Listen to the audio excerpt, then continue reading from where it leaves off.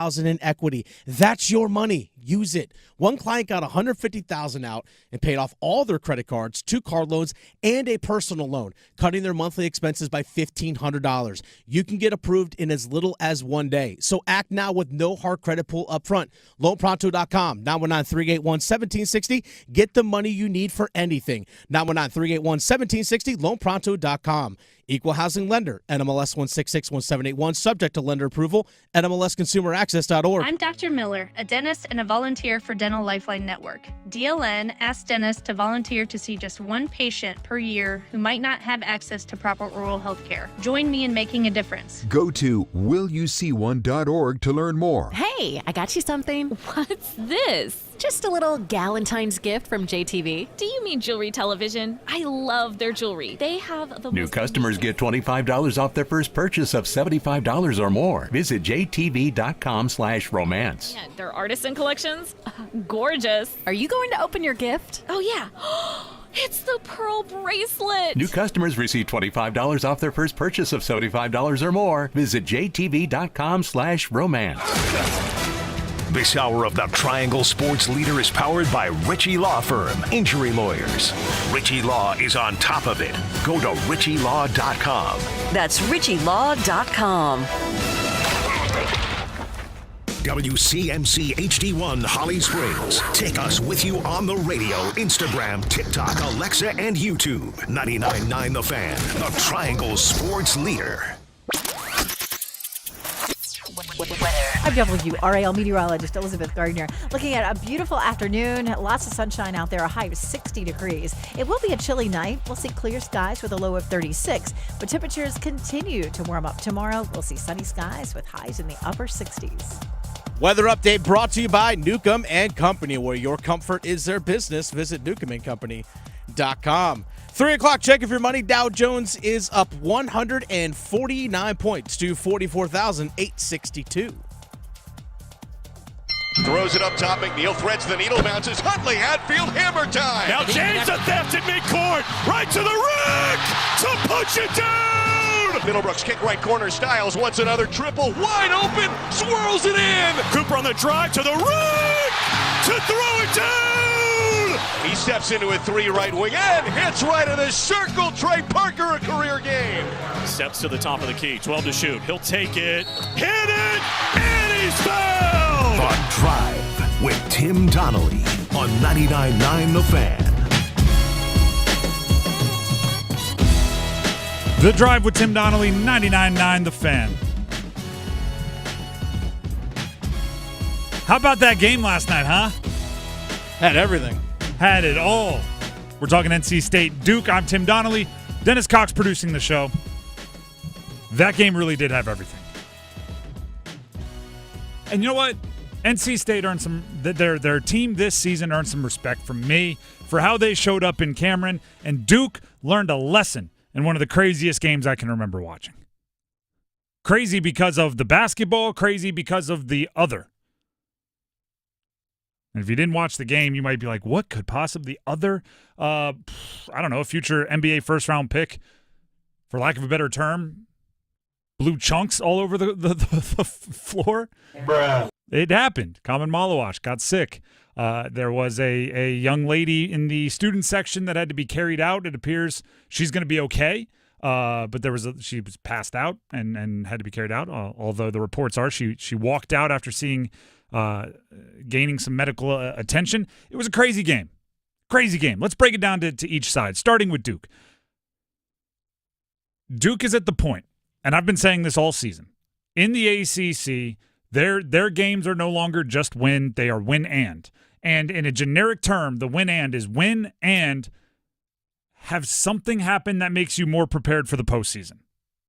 Right? This team is not going to be judged by if they finish in first in the Atlantic Coast Conference. They will be judged by how far they go in the big tournament, right? Conference championships, national championships. So win, which they did, win by double figures, which it didn't look like they would, but they did, and have something you can take away from the game that makes you better, more prepared for the postseason. I'll add this. They did that. And the lesson learned, don't overlook an opponent. I didn't think they would. Dennis, you asked me, hey, do you think they might get caught looking towards UNC? I didn't think they would, right? They had a big emotional game a couple nights ago, or a couple days ago against Wake Forest on the road. The Joel was rocking. They had to fight from behind, won the game. Then they, a couple days later, had NC State. That was last night with UNC up next. I didn't think they would overlook them. Watching the game, I think it's pretty inarguable that they did. And I thought it was interesting, right? Even, what was it, the mascot, the Blue Devil running around with the headband that said UNC warm-up, and I was just like, I don't know. That's not the right way to think about this game, is it? Then have pack up. Exactly. NC State probably took it seriously. And you know what? With the whole common Malawash thing, I guess I could say I would be open to a sickness slowing them down. Some people were saying in the early parts, some guys look sluggish, didn't have their same energy.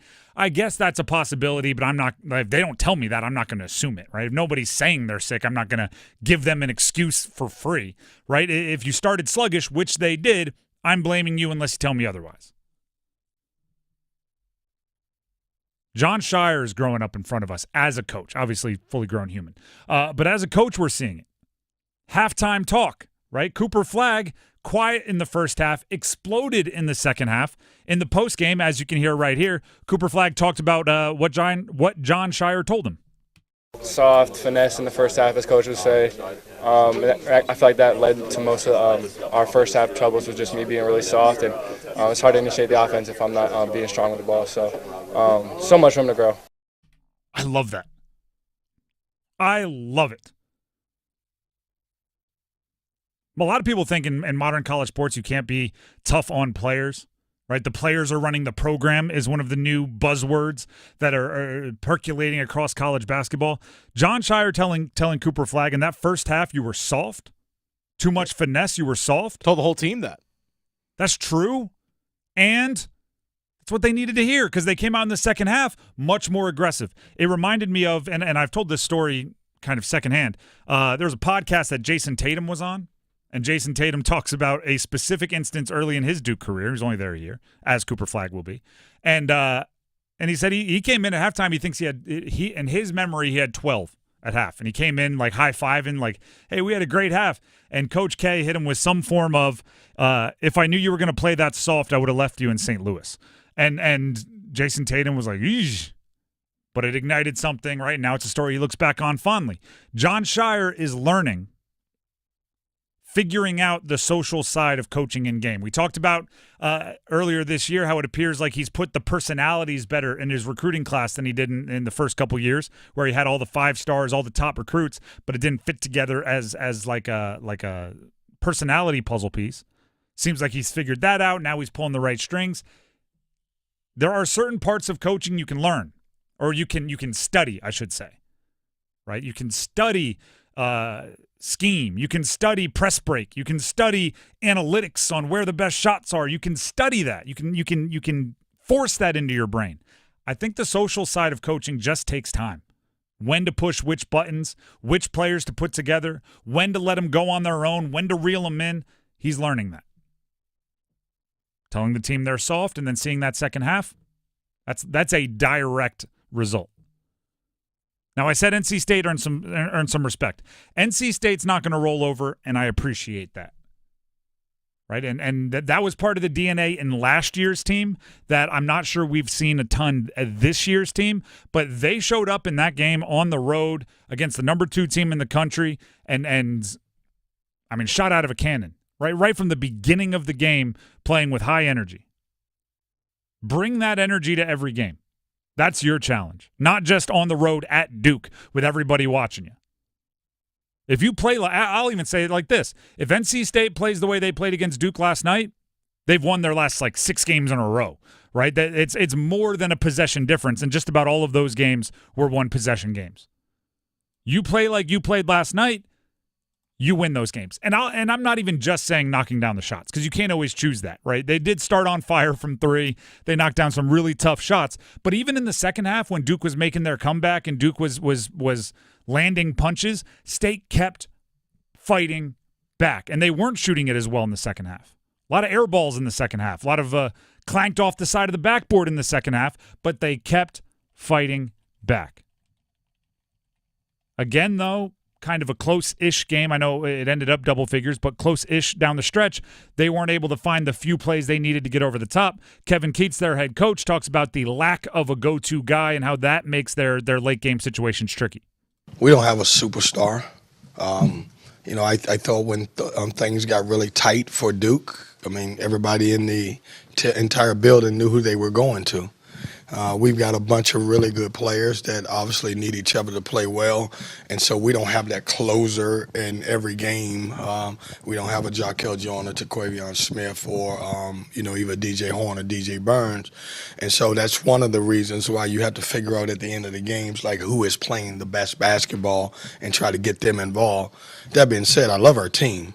But this is one of the groups that, when you say team, we have to be a team to win because we don't have that guy that can go off for 20 points a game. Obviously, John did a great job down the stretch. There was one person that was going to touch the ball at the Wake Forest game and also here, and it was going to be Cooper. And so we don't have that guy right now. What's the song? Should I sing? Should we get a weird you're singing on now. Should you sing? The answer is yes. Don't it always seem to go that you don't know what you got till it's gone? DJ Burns was that for NC State last year. Mm-hmm. When things got shaky, when you needed a bucket, nobody was around going like, Coach, what play do you want? They were going, who has the best angle on throwing it into the big man? And then they got it to that person and got it into the high post or got it into the low post. That's what they did. And then it seemed like last night, right? They're sitting around, tough game, going, who do we go to? Who do we go to? And almost jealous of, we know who they're going to. They don't have to think about it. We got to spend all this effort figuring out who has the best shot. They're going to Cooper and figuring it out from there. And Duke's going, yeah, last year in the ACC tournament, last year in the NCAA tournament, we were sitting around going, who are we going to get it to? Is it Mark Mitchell? Is it McCain? Is it Filipowski? And you were just, everybody knows it's going to Burns. Oh, isn't it funny how the shoe is on the other foot? It is a absolute gift to have a go-to scorer in those moments that wants the ball in their hands and has the ability to create. State doesn't have that, and they're going to be looking to overcome it all season. Duke, obviously, they have the number one guy in the country right now. That's a gift, and they should appreciate it. Just like, I'm not saying NC State didn't appreciate it last year, but it's definitely like, I don't know, end of the games was much easier. We had the big fella last year. I didn't have to make a whole bunch of decisions. Every decision you make, it's brain power that's not going to something else. The Drive with Tim Donnelly, 99.9 The Fan. We have Canes Rangers tonight. Yeah, we do. That is a fun one, regardless of who's wearing each jersey. Just those teams playing each other is going to be a good time. Canes at Rangers tonight. But before we dive into that, here's Dennis Cox. Folks, it's back. It's better than ever. Dennis Cox here with my friends over at Law Tigers. You probably wonder, what's back? The Carolina Hurricanes, Law Tigers, Tobacco Road, Harley-Davidson, and Shiny Side Paint, they've teamed up once again to give one lucky fan a custom Caniacs motorcycle. Simple to enter. Just go to caniacsbike.com.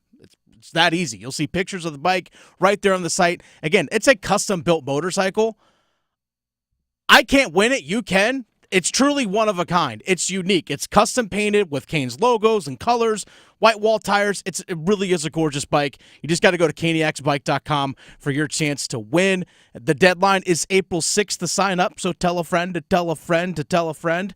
The bike will be given away in the last home game of the year, but for you, don't wait. Go to caniacsbike.com. I can't win this bike, but you can. I wish I could. Win it for me. How about that? Or win it for yourself. Again, caniacsbike.com. Law Tigers is a network of independent law firms who are members of the American Association of Motorcycle Injury Lawyers. Law Tigers is not a law firm. The Drive with Tim Donnelly, 99.9 The Fan, will be back with a look ahead to tonight's game, Canes Rangers. What do you expect from the new guys? The moon, the sun, and the stars? Mikko Rantanen, 3 goals? What's the expectation and what's getting carried away? Stick around. Listen for the "Did he just do that?" Johnson trying to step back for a three. Bring it up. Left side. Boy, that was cold-blooded. The deep looks from downtown. Damas from the right block. Gives to Hawkins. Straight on. Triple. Good. They left him open, and he makes him pay. The get that out of here's. Bonner to the basket. Rejected by Renew, who saw that one coming. Your exclusive home for the Final Four. 99.9 The Fan. The Triangle Sports Leader. Why choose a Sleep Number smart bed? Can I make my side softer? Can I make my side firmer? Can we sleep cooler? Sleep Number does that. Cools up to 8 times faster and lets you choose your ideal comfort on either side. Your Sleep Number setting. And now save 50% on the new Sleep Number limited edition smart bed. Limited time. Exclusively at a Sleep Number store near you. Learn more at sleepnumber.com.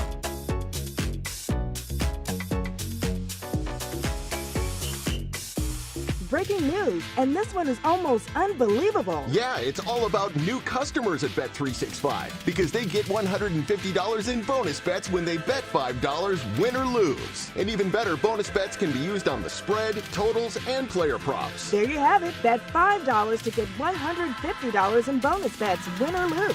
And see why. It's never ordinary at Bet365. 21 plus only. Must be physically located in North Carolina. Gambling problem? Call 1-877-718-5543 or visit morethanagame.nc.gov. T&Cs apply. It's bow time. A leg and thigh dinner from Bojangles for just $5.99? Leg and thigh dinner from Bojangles for just $5.99? So crispy. So crispy. And juicy. And juicy. So much flavor. So much. Stop it. What are you doing? What? You expect me to get this delicious deal and not say anything? You're unbelievable. You're unbelievable. With a boldly seasoned leg and thigh, choice of fixin', a biscuit, and legendary iced tea, it's a deal so good it's worth repeating. So eat and repeat while it lasts. It's bow time. There's no time like bow time. And there's no time like now to stop what you're doing and join with the K-Yow Cancer Fund in the fight against all cancers affecting women. Now through February 1st, Triangle Area Bojangles are donating all proceeds from Bowberry biscuit sales to the K-Yow Cancer Fund. Just buy a Bowberry biscuit. You'll be doing some good and getting something good. So what are you waiting for? Hurry, it's bow time. Hey, I got you something. What's this? Just a little Galentine's gift from JTV. Do you mean jewelry television? I love their jewelry. They have the New customers get $25 off their first purchase of $75 or more. Visit jtv.com/romance. Yeah, their artisan collections, gorgeous. Are you going to open your gift? Oh yeah. It's the pearl bracelet. New customers receive $25 off their first purchase of $75 or more. Visit jtv.com/romance. Hey, nice job, Pete. I like those clean lines. Fellas, do we have anyone that can get to Greenport today? At Corey's Landscaping, the staffing plan is in the weeds. Anthony, we need that leaf blower over here. 3 more new customer requests just came in. Who wants to work some overtime? He needs to dig up quality landscapers, and fast. I need Indeed. Indeed you do. When you sponsor a job on Indeed, it's easier for talented candidates to find it, which makes it easier for you to hire them. Visit Indeed.com/credit and get $75 towards your first sponsored job. Terms and conditions apply. Out of the box. Comes Stahl. He'll make a play to 2-on-1. Jarvis, he's got Martinook. Jarvis, Martinook. He scores! Jordan Martinook hammers it home. It started with a captain, and it's finished with the alternate.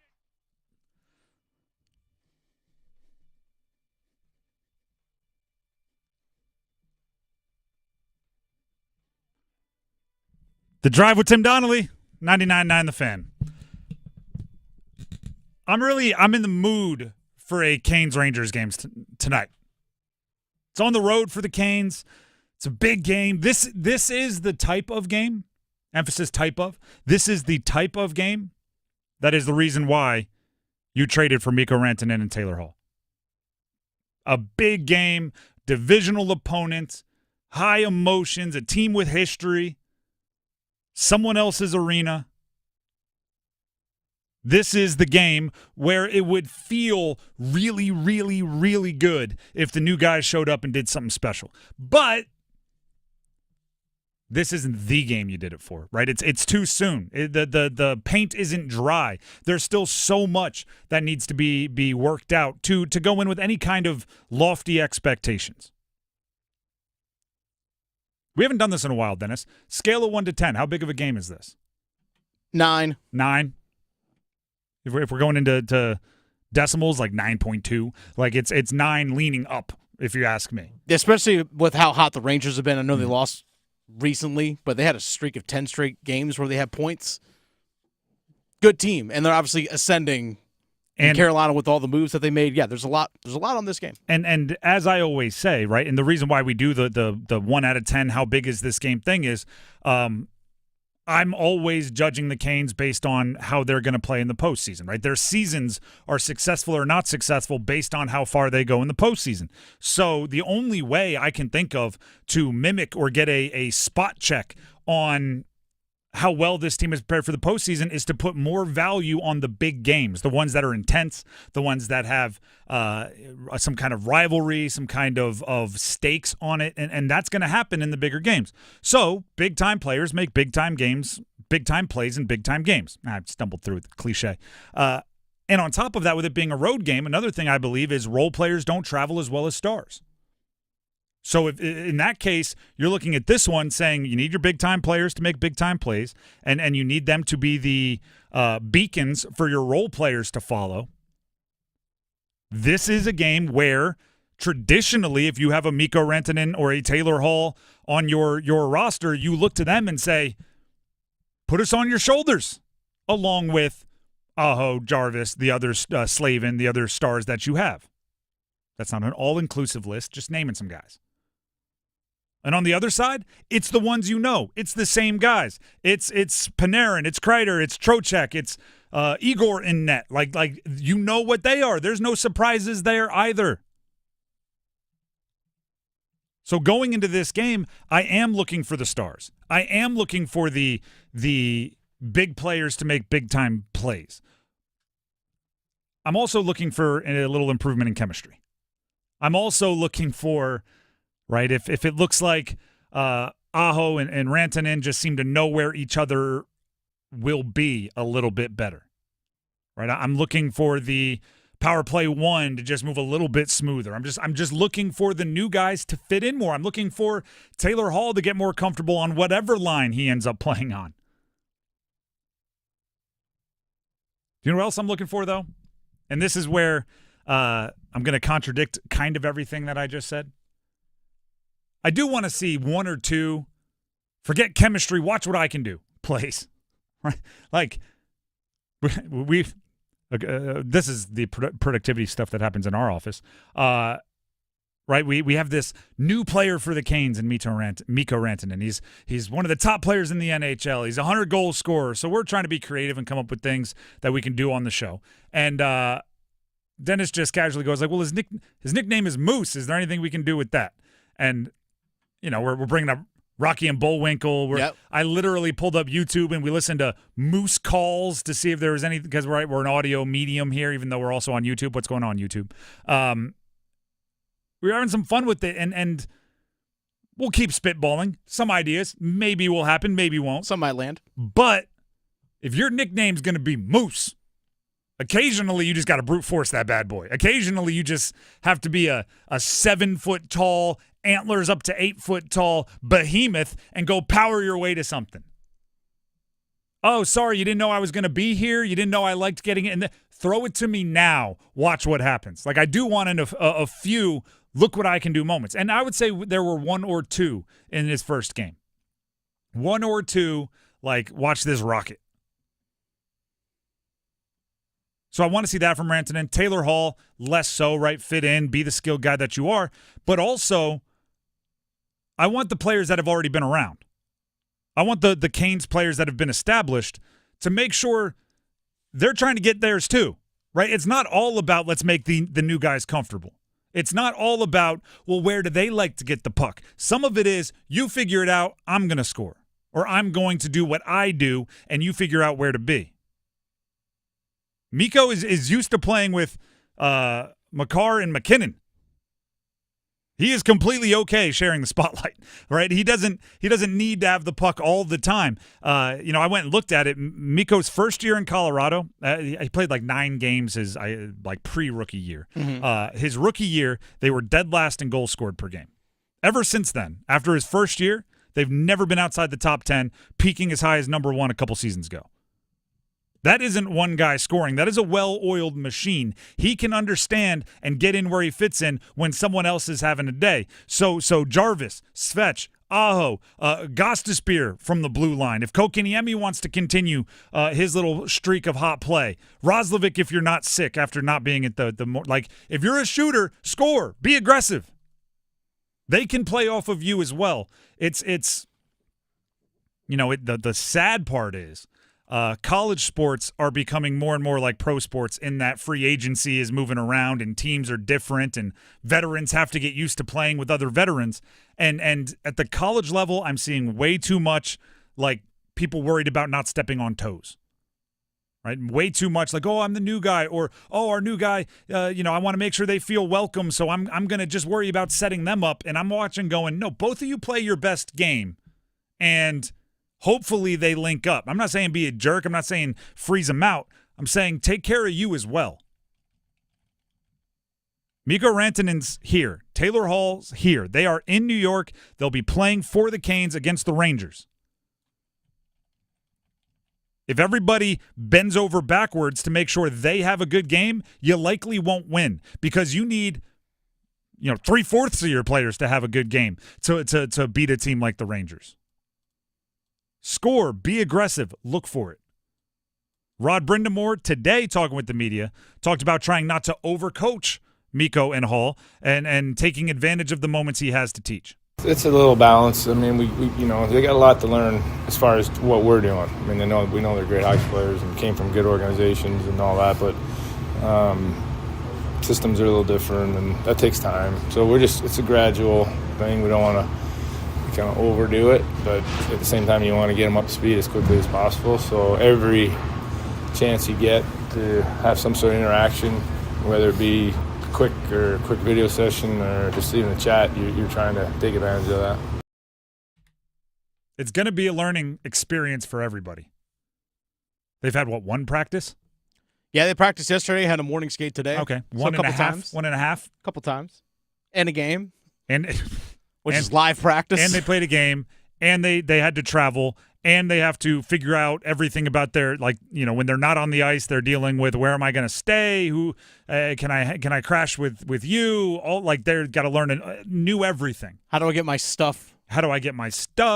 What bank am I going to use? I'm sure they're all online. I'm just saying all the little things that you have to deal with in life when you move, they're also dealing with. So if they don't light the world on fire today, I don't think it's the end of the world. It's not. There will be a point where it's like, all right, you got to produce now. You are you, and we did give up some significant stuff for you, but that moment's not here yet. If they do score, that's great. If they do something awesome, that's fantastic. They have that ability too. Like I said, they could say, forget the chemistry, watch what I do. But chemistry and their top level and playing off of everybody, it just takes time. I think the key for both the new guys and the current guys still on the team, the guys that obviously weren't traded, is don't just defer. Mm-hmm. That's the big thing. Yep, don't just exactly. defer. Hey, I'm going to try and get you involved, so I'm going to make this extra pass, even though you're really not open.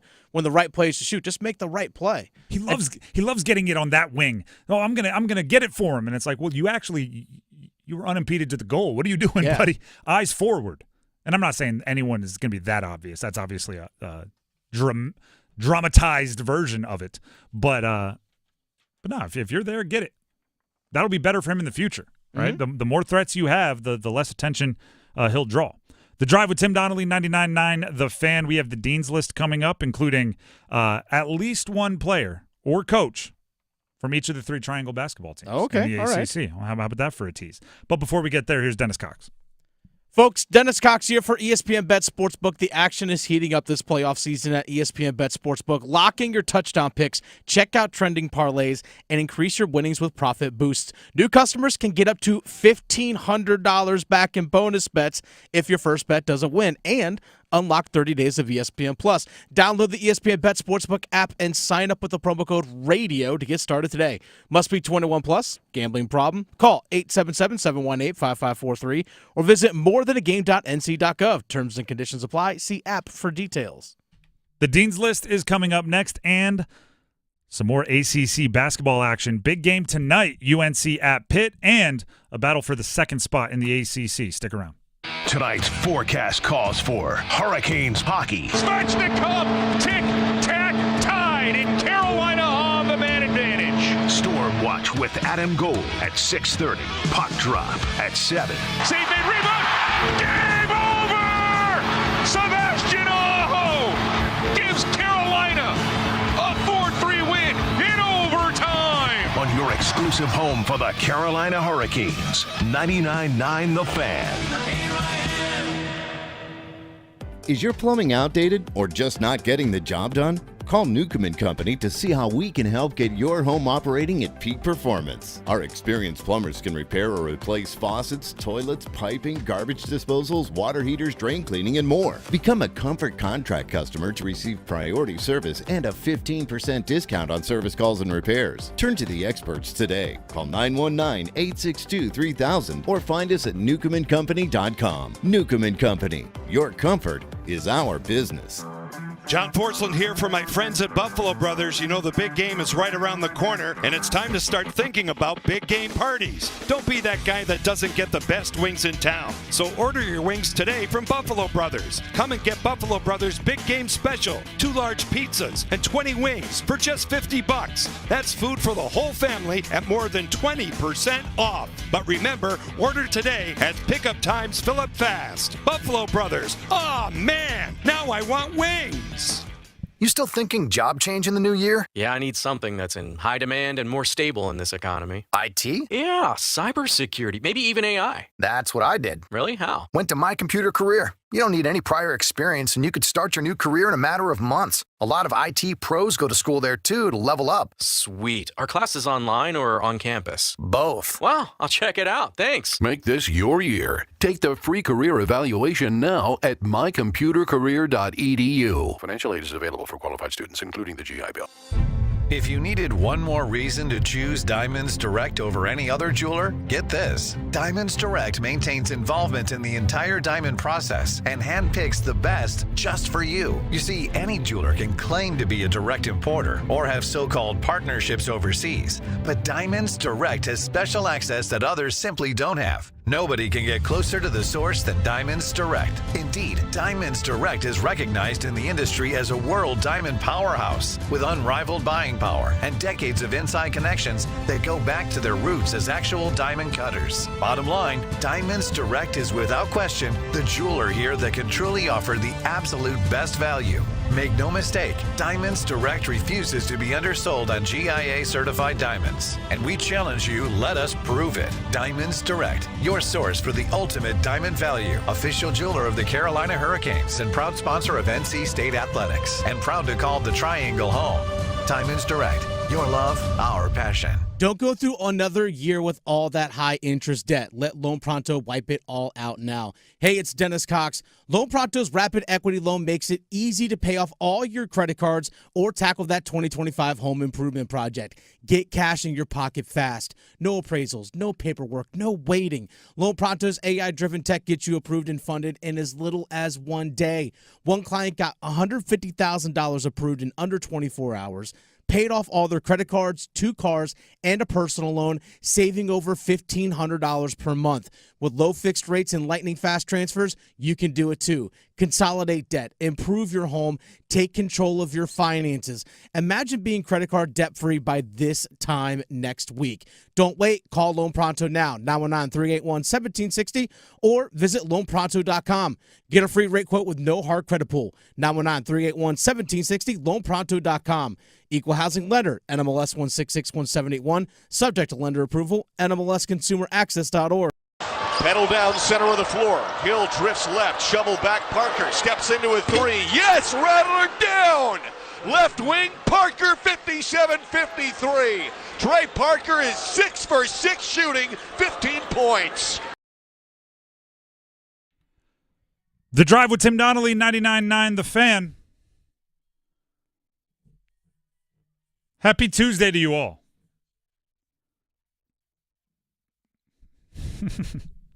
It is that time of day. It is time for the Dean's List. Class is in session. This is where we highlight those that deserve praise, maybe a little under the radar from the college sports world, with us being in one of the meccas, one of the centers of the college sports world here in the Triangle. The Dean's List, as promised, there will be at least one representative from each of the 3 ACC schools in the Triangle. Starting with, and we'll go to UNC since they play tonight, Jalen Washington. I'm learning, right, because we don't come into these Dean's Lists with like criteria, right? It's a lot of vibes. It's a lot of gut reaction. And what I'm learning is I really, really like players that control what they can control, that respond well to adverse situations. Jalen Washington had started 8 straight games for UNC. He had kind of become their starting big. Against Boston College, right, the game that they just won a couple of days ago, overtime, he came off the bench. Now, that is seen as a demotion. Whether the old veterans will tell you, like, it doesn't matter who starts the game, it matters who finishes the game, right? Minutes are minutes. Doesn't matter if you're on the court first or not. But you see that and you're like, man, I must not have been playing well enough to keep my starting spot. Man, what is coach not happy about? Man, now I'm a bench guy? Well, guess what?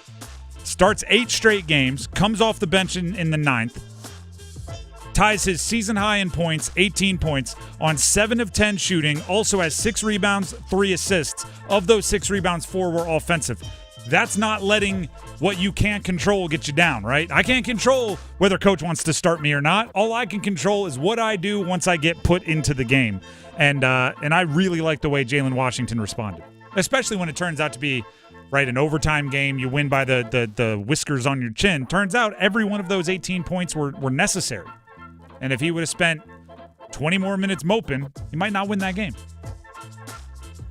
Next up, Trey Parker, NC State freshman guard. I like when you are yourself regardless of who you're competing against. Right? If you're a trash talker, talk your trash.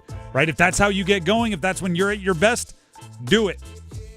Right? It's the circumstance shouldn't change who you are as an athlete. Right? It's I always think it's funny, and it happens, and I don't know how it wouldn't, right? Especially when you get to the professional levels, where somebody that you've been playing like in video games, as like you've been picking them to be your team in video games your whole life, and suddenly you get to play against them, and now you're out on the field and you're out on the court, whatever sport it is, and nice to meet you, Mr. Brady, and it's like, wait, aren't you the guy that just told you did a weird dance after you sacked the quarterback last week, and you said that quarterback ain't got bleep on you, and they need to go back to their bleep and bleep and bleep. And then this week it's, oh, geez, you're such an inspiration to me. And I'm going like, no. Be yourself. They want to compete against you. Compete against them.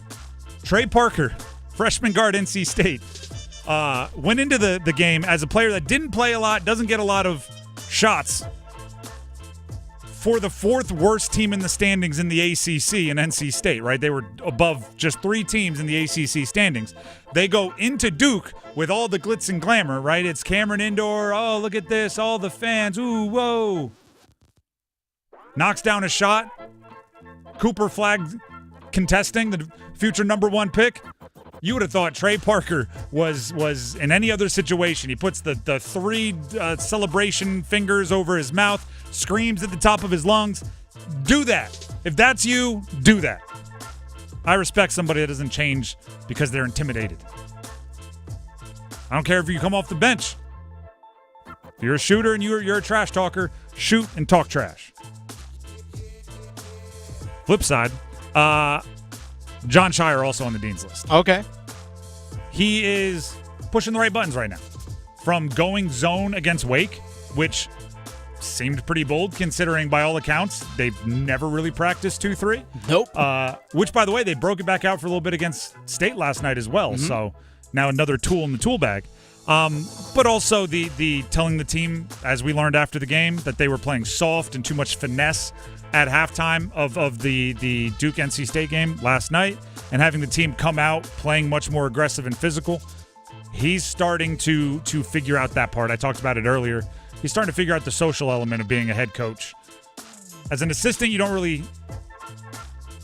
Assistant coaches, and he was assistant for a long time, are included in most of like the schematic decisions, right? Before the head coach goes into the timeout huddle, he talks with the assistants. Do you think we should put so-and-so in? Do you think we should... what should we do on this inbound play? Like, they talk through all of that. You know what an assistant never does? The pregame or halftime speech, right? You got to figure out how to do all that, and he's doing that. So credit to him. Do you have one you want to get to? I have one more. I do. I was going to mention Trey Parker, but also say Dontrez Styles.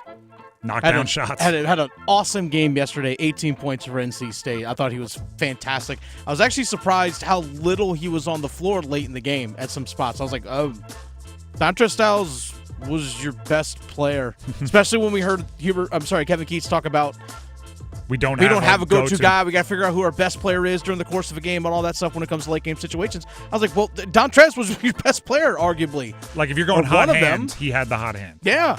I was surprised I didn't see him on the floor as much late in the game. I also learned this about myself watching. I know there was NC some State. foul trouble stuff, but yeah. True. I don't have a most players in the ACC. I have like, if I just see them in my perimeter, I don't have to read their jersey number to know who they are. I'm just like, oh, that's so and so.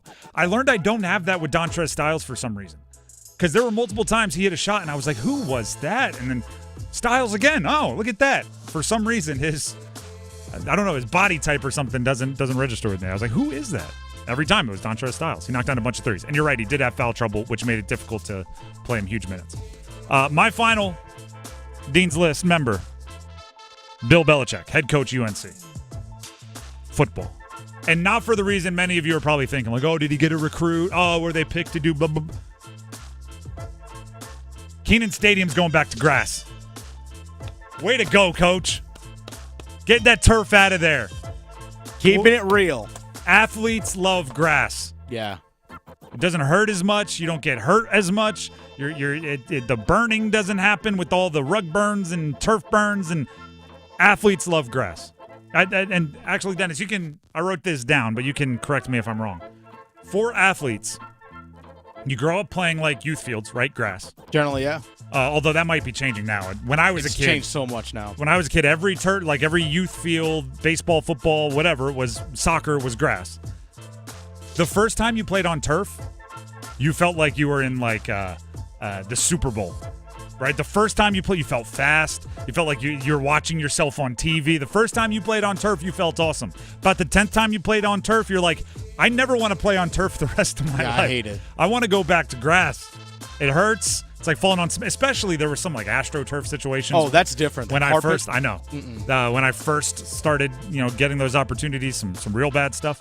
But it's just, if you have the money, if you have the ability, if you have the grounds crew to get grass suitable for every game, I don't know how you do anything else. This is something you hear NFL players pushing for. Like every year, all of our fields need to be grass. If you want to protect us as players, the people you pay, give us grass fields. I 100% am for this. And then you hear like, well, we put stages on it for the off season and it'll kill the grass. I'm like, yeah, you got to figure that one out. That's the only way I think it's okay. If you are on a youth field, because now everyone's saying like, I don't know, my youth field is. If there's like games months and months and months and months and months in a row from like 8 a.m. to 7 o'clock at night, you're going to need grass or you're going to need turf or else. Easier to maintain. Yeah, you're just going to need it or else it'll die. But hey, shout out to Belichick. He showed up a couple months ago. He's already on the athlete's side. Let's get a little, make your cleats not get stuck and knees twisted the wrong way as often. Can't stop it completely, but as often. The Drive with Tim Donnelly, 99.9 The Fan. Class dismissed. But we are going to keep talking about college sports because there's a big game tonight. There's a couple big games tonight, but we'll start with UNC at Pitt. UNC is still projected just about everywhere I look to be a tournament team. I was surprised by that, to be honest. Right? As people that watch every single game for UNC, I was expecting some national talking heads, some bracketologists, some of the equations to say, no, they're not getting in this year, right? Based on recent losses to teams like Stanford and teams that they really shouldn't be losing to. In addition to their non-conference schedule not getting the big wins. But you look at, I was looking at teamrankings.com. They have them a 97% chance to make the tournament. Joe Lunardi, who might be the most famous bracketologist for ESPN, has them as one of the last 4 teams in. There's so many that are just saying UNC's in, which, by the way, I like. It's not only good for UNC, it's not only good for those players to showcase themselves, it's really good for the ACC as well. So I'm in if that's the case.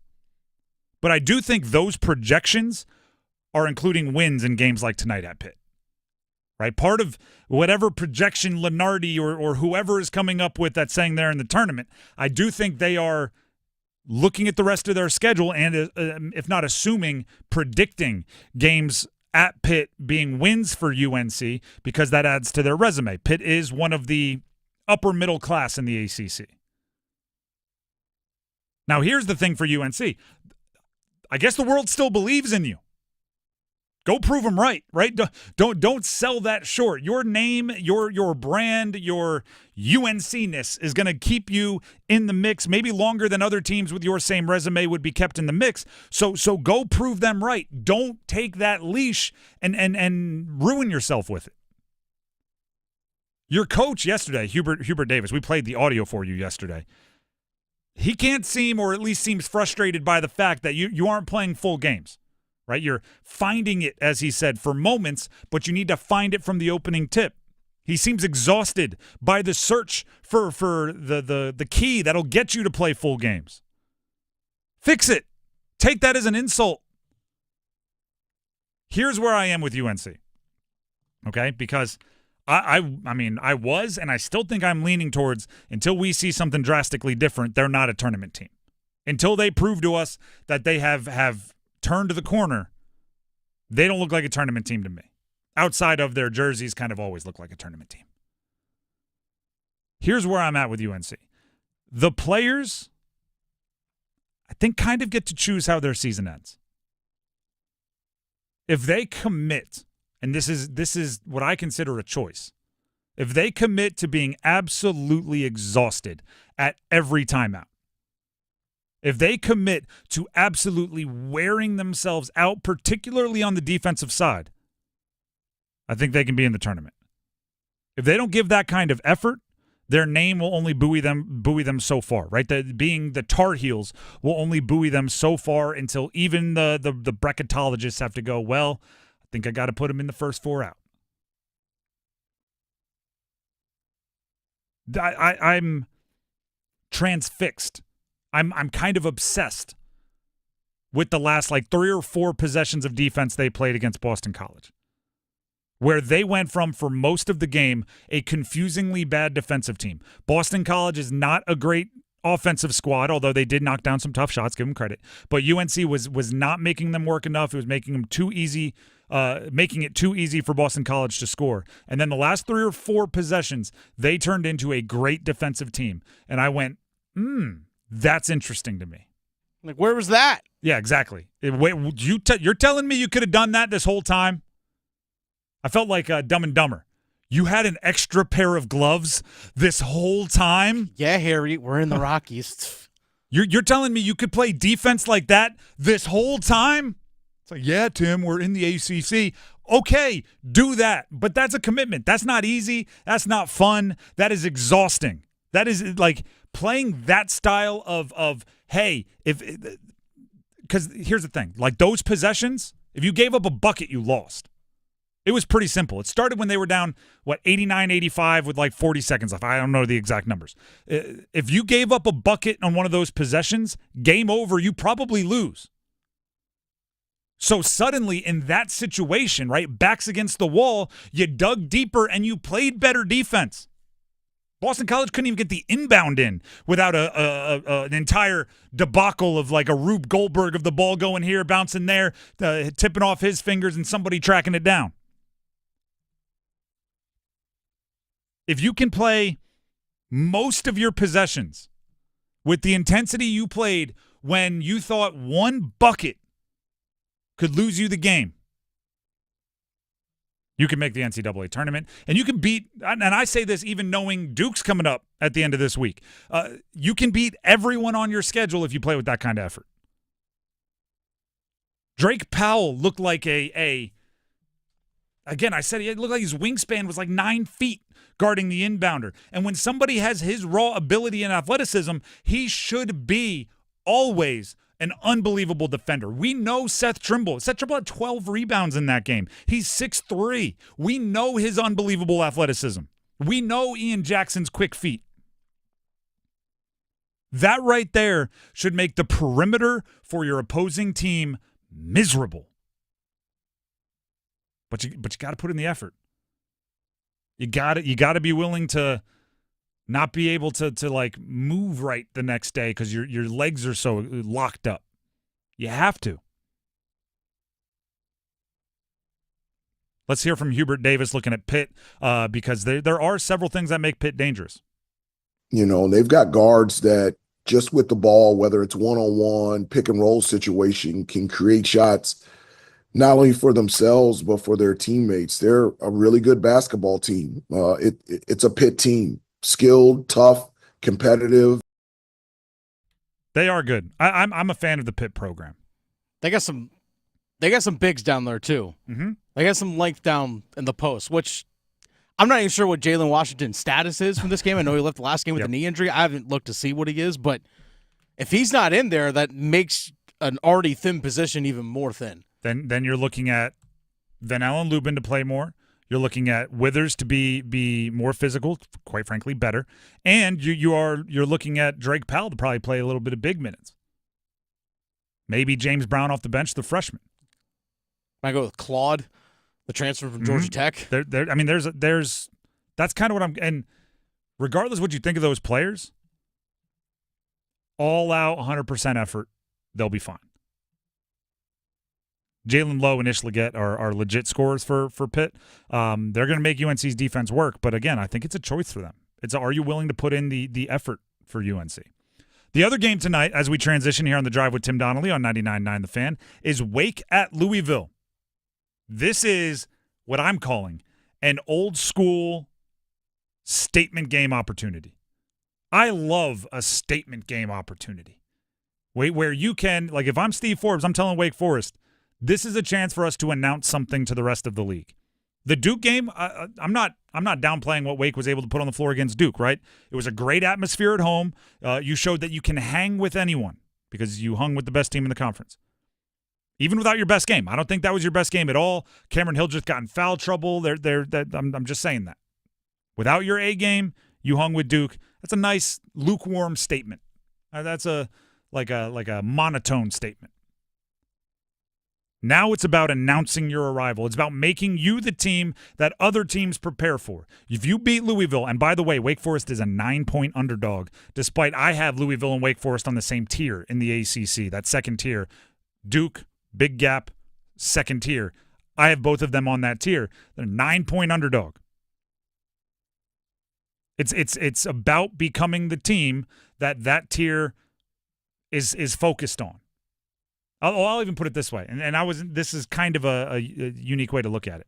I went to the University of Delaware. A lot of my friends are from the Philadelphia area, so they're all big Philadelphia Eagles fans, which means my next 2 weeks are going to be great. I said to them after the conference championships were over, I said, "Hey, guess what? You got 2 weeks to prepare for Mahomes, right?" Guess what their response was? Kansas City has 2 weeks to prepare for us. That's what Wake Forest is trying to make happen. They're already for the Duke game, Wake was preparing for Duke. The Louisville game, if you win it and you win it in convincing fashion, you make that statement, it's about having other teams now have to prepare for you. Right now, we are the big dogs. I also want to highlight Hunter Salas for a moment. By the way, just one more piece of my notes. In conference, Wake has only lost to Clemson and Duke, and both in close games. They don't have a bad loss on their schedule. So, this game is about becoming that second-best team in the ACC. Most believe it's Louisville. Some think Clemson. I think Wake should be in that mix, but you have to prove it tonight. They need another good win. I think their only really good win is over Carolina. I do want to highlight Hunter Salas because I call Hunter Salas just kind of offhand a professional scorer. I think he will be. I think he's going to be probably a second-round pick, and he'll get a chance to be a microwave off the bench in the NBA. Hunter Salas is the 4th leading scorer in the ACC. I did a deep dive into how he's getting those points. He is shooting 29.5% from 3. That is not good. Here's the fascinating part. Both he and R.J. Davis of UNC shot roughly 40% last season. R.J. Davis was 39.8. Hunter Salas was 40.5 from 3 last season, and they were two of the best scorers in the ACC, two of the best scorers in the country. R.J. Davis's three-point percentage dropped similarly from 40 over 10% down. Hunter Salas from 40.5 over 10% down. R.J. Davis's overall shooting percentage dropped by 3%, and his scoring average has dropped by over 4 points per game. Hunter Salas's overall shooting percentage, despite dropping 12 or whatever it was in his from 3, dropped just 1%, and he's actually averaging more points per game. That's a professional level scorer, right? That's a pitcher saying, I don't have my curveball today, so I got to get everybody out with fastballs and sliders. Where R.J. Davis is like, my 3 isn't falling, my stats will just be worse. Hunter Salas has found a way to be at least as effective, you might argue more effective, despite the fact that he lost what some would say is his fastball from 3. That's why I call him a professional level scorer. There are some guys that are just bucket getters, and whatever ability, whatever form they walk into the gym with, they're going to find a way to get theirs. That's how Hunter Salas is the 4th leading scorer in the ACC, despite shooting way worse from deep than he did last season. That's impressive, and not losing a ton of efficiency. Like I said, his overall shooting percentage is roughly the same. Professional level score. The Drive with Tim Donnelly, 99.9 The Fan. Before we move on, a few things for you. 1, 99.9 The Fan and Buffalo Brothers want you to be our big game VIP. Starting Monday, that is this upcoming Monday, listen mornings from 9 to 10 during Next Up and afternoons right here during the Drive with Tim Donnelly for your chance to qualify for our football grand prize. Our big game VIP scores a reserve table 4-6 at Buffalo Brothers on Lake Boone Trail on Sunday, February 9th, and a $300 gift card. Remember, big game VIP qualifying starts Monday. And also, remember, right here, right now, Tim Donnelly for Miller Lending. Miller Lending can't help with timing, but they can help with how you deal with timing that you might not think is great, or you might not think is right, or you might not think is the most ideal, right? If we could, we all would wait until mortgage rates are all the way as low as they possibly could be. And then we'd all get our mortgage rate right then. And then we'd all have low monthly payments, and we'd skip and high-five together, and we'd all be glorious. But this is the real world, right? Timing can't be chosen like that. You need a house. You need to move. You got a new job. You finally got the money for a down payment, and you want to achieve your lifetime goal of being a homeowner. So you want to get a house now. You don't want to wait for timing. That's fair. Call Miller Lending. Their no closing cost loan will make it easier for you to take advantage of a volatile interest market. Right? Don't buy down rates knowing that if they drop 2 years from now, you're going to want to refinance. Don't buy down rates knowing if it drops a year from now, you're going to refinance. Next week, you want to refinance. Miller Lending instead prepares you for just that, right? No closing costs, no cost fees of any kind means if rates drop tomorrow, refinance. If you didn't time the market perfectly because you couldn't, you didn't want to wait, you didn't think it was possible, fine. If a month from now the rates are at their lowest, 2 months from 2 years from now, refinance, no money out of your pocket. You get that low monthly rate. Miller Lending is the place. Miller Lending is also the .com, online at millerlending.com, or you can give them a call, 919-447-3377. That's 919-447-3377. Miller Lending is an equal housing lender, NMLS number 250-2146. We will be back here on The Drive with Tim Donnelly with the football schedules. They were released. ACC schedules, primetime games. What are the takeaways? Stick around. Gavin, Canty, and Michelle are unsportsmanlike. The Eagles' run game is based on the offensive line. Saquon Barkley does a great job with making second and third level defenders miss, but he's 15, 20 yards downfield. He doesn't get touched for 20 yards. I have a hard time saying that guy is the most important player on the team when nobody touches him for 2 first downs. Mornings from 6 to 9 on 99.9 The Fan, the Triangle Sports Leader.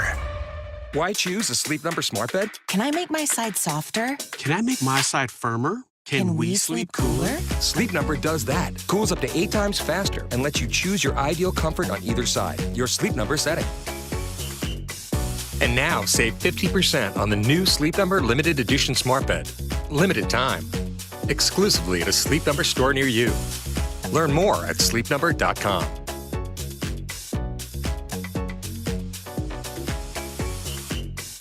Prescriptions require an online consultation with a healthcare provider who will determine if appropriate. Restrictions apply. See website for details and important safety information. Price varies based on product and subscription plan. Did you know that 1 in 4 people seeking treatment for ED are under 40? HIMS can help.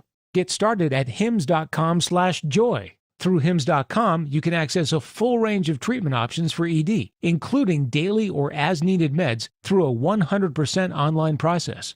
To start your free online visit and save up to 95%, go to hims.com/joy. Every season can be punishing for your roof. Mother Nature is a fierce opponent that doesn't take a break, which is why you need RoofWorks on your building maintenance team. Hi, this is Holly from RoofWorks. We specialize in keeping your commercial roof in great condition no matter what the issue may be. We offer roof inspections, roof repairs, and if needed, a full roof replacement. We help determine if there's a problem with your roof and advise you on the most cost-effective way to handle it. Contact us today at roofworks.com. That's WERKS.com.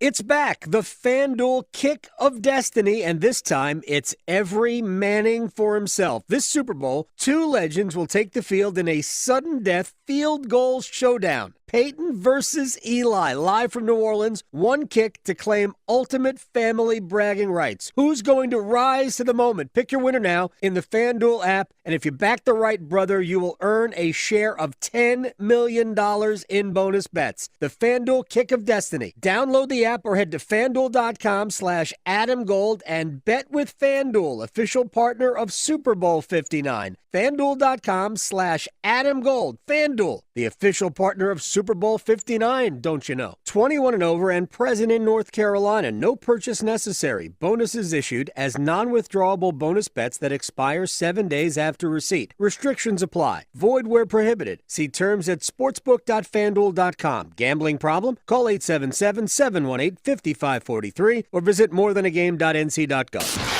This hour of the Triangle Sports Leader is powered by Ritchie Law Firm, injury lawyers. Ritchie Law is on top of it. Go to ritchielaw.com. That's ritchielaw.com. They score! WCMC HD1 Holly Springs. Take us with you on the radio, Instagram, TikTok, Alexa, and YouTube. 99.9 The Fan, the Triangle Sports Leader. I'm WRAL meteorologist Elizabeth Gardner. Warmer temperatures in our forecast for the next few days. Lots of sunshine this afternoon with a high of 60. Now, tonight will be chilly. We'll see a low of 36, but a pretty day tomorrow, a high of 67 under mostly sunny skies. Weather update brought to you by Newcomb & Company, where your comfort is their business. Visit newcombandcompany.com. 4 o'clock check of your money. Dow Jones is up 136 points to 44,850.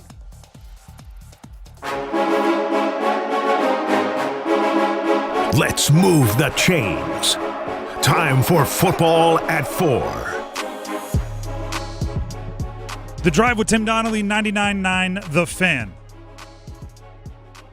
It is time for football at 4, presented by Wake Med on this Tuesday. Yesterday, because the ACC has just a absolute understanding of when their fans are interested in watching football and paying attention to football. Kind of right during the craziest game of the week, the Duke-NC State basketball game, where one of the most box office players in ACC sports, Cooper Flagg, is playing, and NC State is giving them all they got. Prime coverage on ESPN. On the other ESPN network, they were announcing the football schedules. I feel great about playing football right now. Just seemed like you could have not competed with yourself when it comes to sharing eyeballs with ACC fans. Or did it at halftime. Or do it at halftime. How great would that have been? Man, imagine that. Look at that. No wonder people talk down on this conference. There was part of me that was like, what are we doing here? But I'm also the kind of absolute psycho that's like, all right, I don't like the way you're doing this, but you're darn right I'm going to pay attention to both at the same time because I want to know what ACC football games I need to start planning a calendar. Then I need to start seeing which games are coming where. When am I going to go to? And we need to know how your schedules are going to impact expectations, right? Because let's talk UNC. Looking at the UNC schedule, I don't think it's a surprise that this kind of conversation, the schedules are out, look at this, and ESPN putting UNC in their way too early predictions for the college football playoff next year are happening at the same time. Because I look at UNC's schedule, I see no SMU, no Miami, no Louisville, no Georgia Tech, no Notre Dame. I'm looking at this and thinking, well, you got Clemson and Duke both at home, and other than that, there's really none of the top teams from last season. If you look at the top 6-7 teams in the ACC last year, you get two of them, and they're both at home, and you're not in the Notre Dame rotation. You start with TCU, Monday Night Football that first week. We know about that. Then you go Charlotte, Richmond, UCF to get your bearings before you hit the ACC schedule, which starts with Clemson at home. This is a schedule that if, and that's a big if, Bill Belichick gets his ducks in a row, it's gettable. It's gettable. You can make it through this with 2 losses if, right, you hit the top end of your potential. Also, I'm fascinated by the last 3 games for UNC. Wake Forest, at Wake Forest, home versus Duke, at NC State. Now, I know that there are rivalries in the pros. I know that there are regional rivalries, division rivalries, things like that. I just think there's something special about college rivalries and giving UNC 3 cross-state college games back to back to back. November 15th, November 22nd, November 29th, Saturday is fascinating to me for how Bill Belichick deals with that. Because it's one thing to get people football ready. It's another to get them ready to go out there and deal with a student section. I don't know if Fireman Ed with the Jets gives off the same vibes to Tom Brady as the NC State student section will give towards whoever ends up playing quarterback for UNC. Looking at Duke's schedule, as I flip my notes here, took these by hand for some reason. They dodge SMU, Miami, Syracuse, Louisville, and Notre Dame. They have the ACC is so big now, you can really avoid playing a lot of the good teams.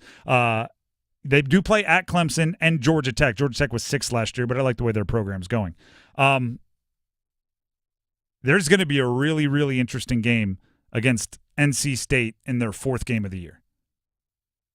Elon, Illinois, at Tulane is how they start. Illinois game will be a good test. Don't get me wrong, Big Ten. Tulane was one of the best Group of 5 teams last year. Elon should be their warm-up. But the little bing, bing, bing nature of Illinois, Tulane, NC State, and then obviously the conference games matter a little bit more. Mm-hmm. I'm going to be fascinated by that NC State game as far as, how good is Duke really with their new high-priced quarterback and everything else that they're shifting around. Going to be a lot of new for Duke. Looking at the rest of their schedule, at Clemson, the UConn wants to be part of the ACC, still plays. Duke is playing at UConn November 8th. That just seems like they should just play an AC schedule at this point. They play teams from the Triangle every gosh darn year. And then they'll complain when transfers want to leave UConn and stores to come down to the ACC. It's like, well, you advertised them by playing against them. We watched you on film. What do you want us to do? And then lastly, the other one we want to talk about, NC State's schedule. Looking at their schedule, they dodge SMU, Clemson, Syracuse, and Louisville.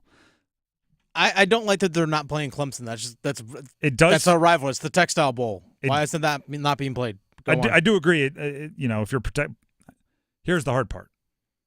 I think their 3 protected rivalries are Wake Forest, UNC, and Duke. Yeah. Are you giving up one of those to play Clemson? Probably Wake. Yeah. But if you're, no offense to Wake Forest, if you're NC State, you need wins. You'd rather play Wake Forest Bring than on Clemson. Wake. Yeah. No guarantee there, though. No, not at all. But it's just, again, no disrespect. If you look at the last 10 years, Clemson has been a better football team more often than not. Wake Forest has their good teams, but we're just playing the numbers here. We're playing the odds. You want to avoid Clemson if you can. Which they are. Yep. Which they are. But they do play at Miami. Actually, their closing stretch. This is how I could see NC State's season going. First of all, start with fireworks, ECU. Thursday night at home. Thursday night at home. Oh. A team that beat you. And then the fight after, and there's going to be just everything that goes on there. They start right out the gate with versus Virginia. So they go ECU, home versus Virginia, at Wake Forest, at Duke, versus Virginia Tech. They are in the Notre Dame rotation this year. So they are catching Notre Dame at Notre Dame October 11th. That'd be cool. It's a cool experience, but that's a game that's tough. Mm-hmm. If they don't emerge, and then at Pittsburgh the next week, none of those games are easy. Maybe actually Campbell, but again, no disrespect to the Campbells. Shout out to the CAA. There's really only one game that you look at and you get to catch your breath. And then here's the Final Four. Versus Georgia Tech, excuse me, a team like I just mentioned. I like the way they're going. At Miami versus Florida State, which could be one of the worst teams in the league or one of the best teams. You never know. It's one or the other, I think. And then you finish with the rivalry game versus UNC. There's, again, outside of Campbell, that's a every week is at least a stern test. Mm-hmm. There are varying degrees of how tough, but I would say darn near every game they have is a tough test. It will be a test for them mentally, being ready to roll each and every week. Now compare that to, say, UNC's schedule. No disrespect to Charlotte, Richmond, UCF. UCF, maybe, but they lost R.J. Harvey. That's a running back that gets all the carries. You throw in like a Stanford. They have moments to catch their breath. NC State is going to have to go. Like, they're the definition of, and I actually use this as a metaphor for college football in general, but NC State is going to be the definition of it. The conveyor belt does not stop. You're on a treadmill, and the moment one game ends, it kicks up to 20, and you are powering towards the next game. There is no time to lick your wounds. There is no time to celebrate. You have to be starting the next one right away because you have another good opponent coming down. And that's part of being on the ACC Notre Dame rotation. So one of your non-conference games is Notre Dame. It's part of playing ECU as a non-conference game, right? Most of the time, if you schedule a group of 5 non-conference team, you're hoping that's a pretty likely win. ECU, obviously, has not always been that. Tough schedule. The Drive with Tim Donnelly, 99.9 The Fan. Before we move on, here's our very own Dennis Cox. Hey, folks, Dennis Cox here for my friends over at Law Tigers. Look, I want you all to go right now, obviously if you're not driving, but when you get a chance, go to caniacsbike.com. caniacsbike.com for your chance to enter to win a custom Caniacs motorcycle. That's right, a Caniacs custom motorcycle, folks, because the Carolina Hurricanes, Law Tigers, Tobacco Road Harley-Davidson, and Shiny Side Paint have teamed up once again to give one lucky fan a custom motorcycle. And it's built right here in Raleigh by Tobacco Road Harley-Davidson. And I can tell you right now, as someone who bought a bike from Tobacco Road Harley-Davidson, and the bike that I actually ride was originally designed at Tobacco Road Harley-Davidson, I can tell you right now, good quality, folks. I can tell you that right from the get-go. And Shiny Side Paint did the custom painting on the motorcycle. Cane's colors, Cane's logos, white wall tires, everything. It looks phenomenal. Your chance to win. Just go to caniacsbike.com. The deadline is April 6th to enter. The bike's going to be given away at the last home game of the year on the ice.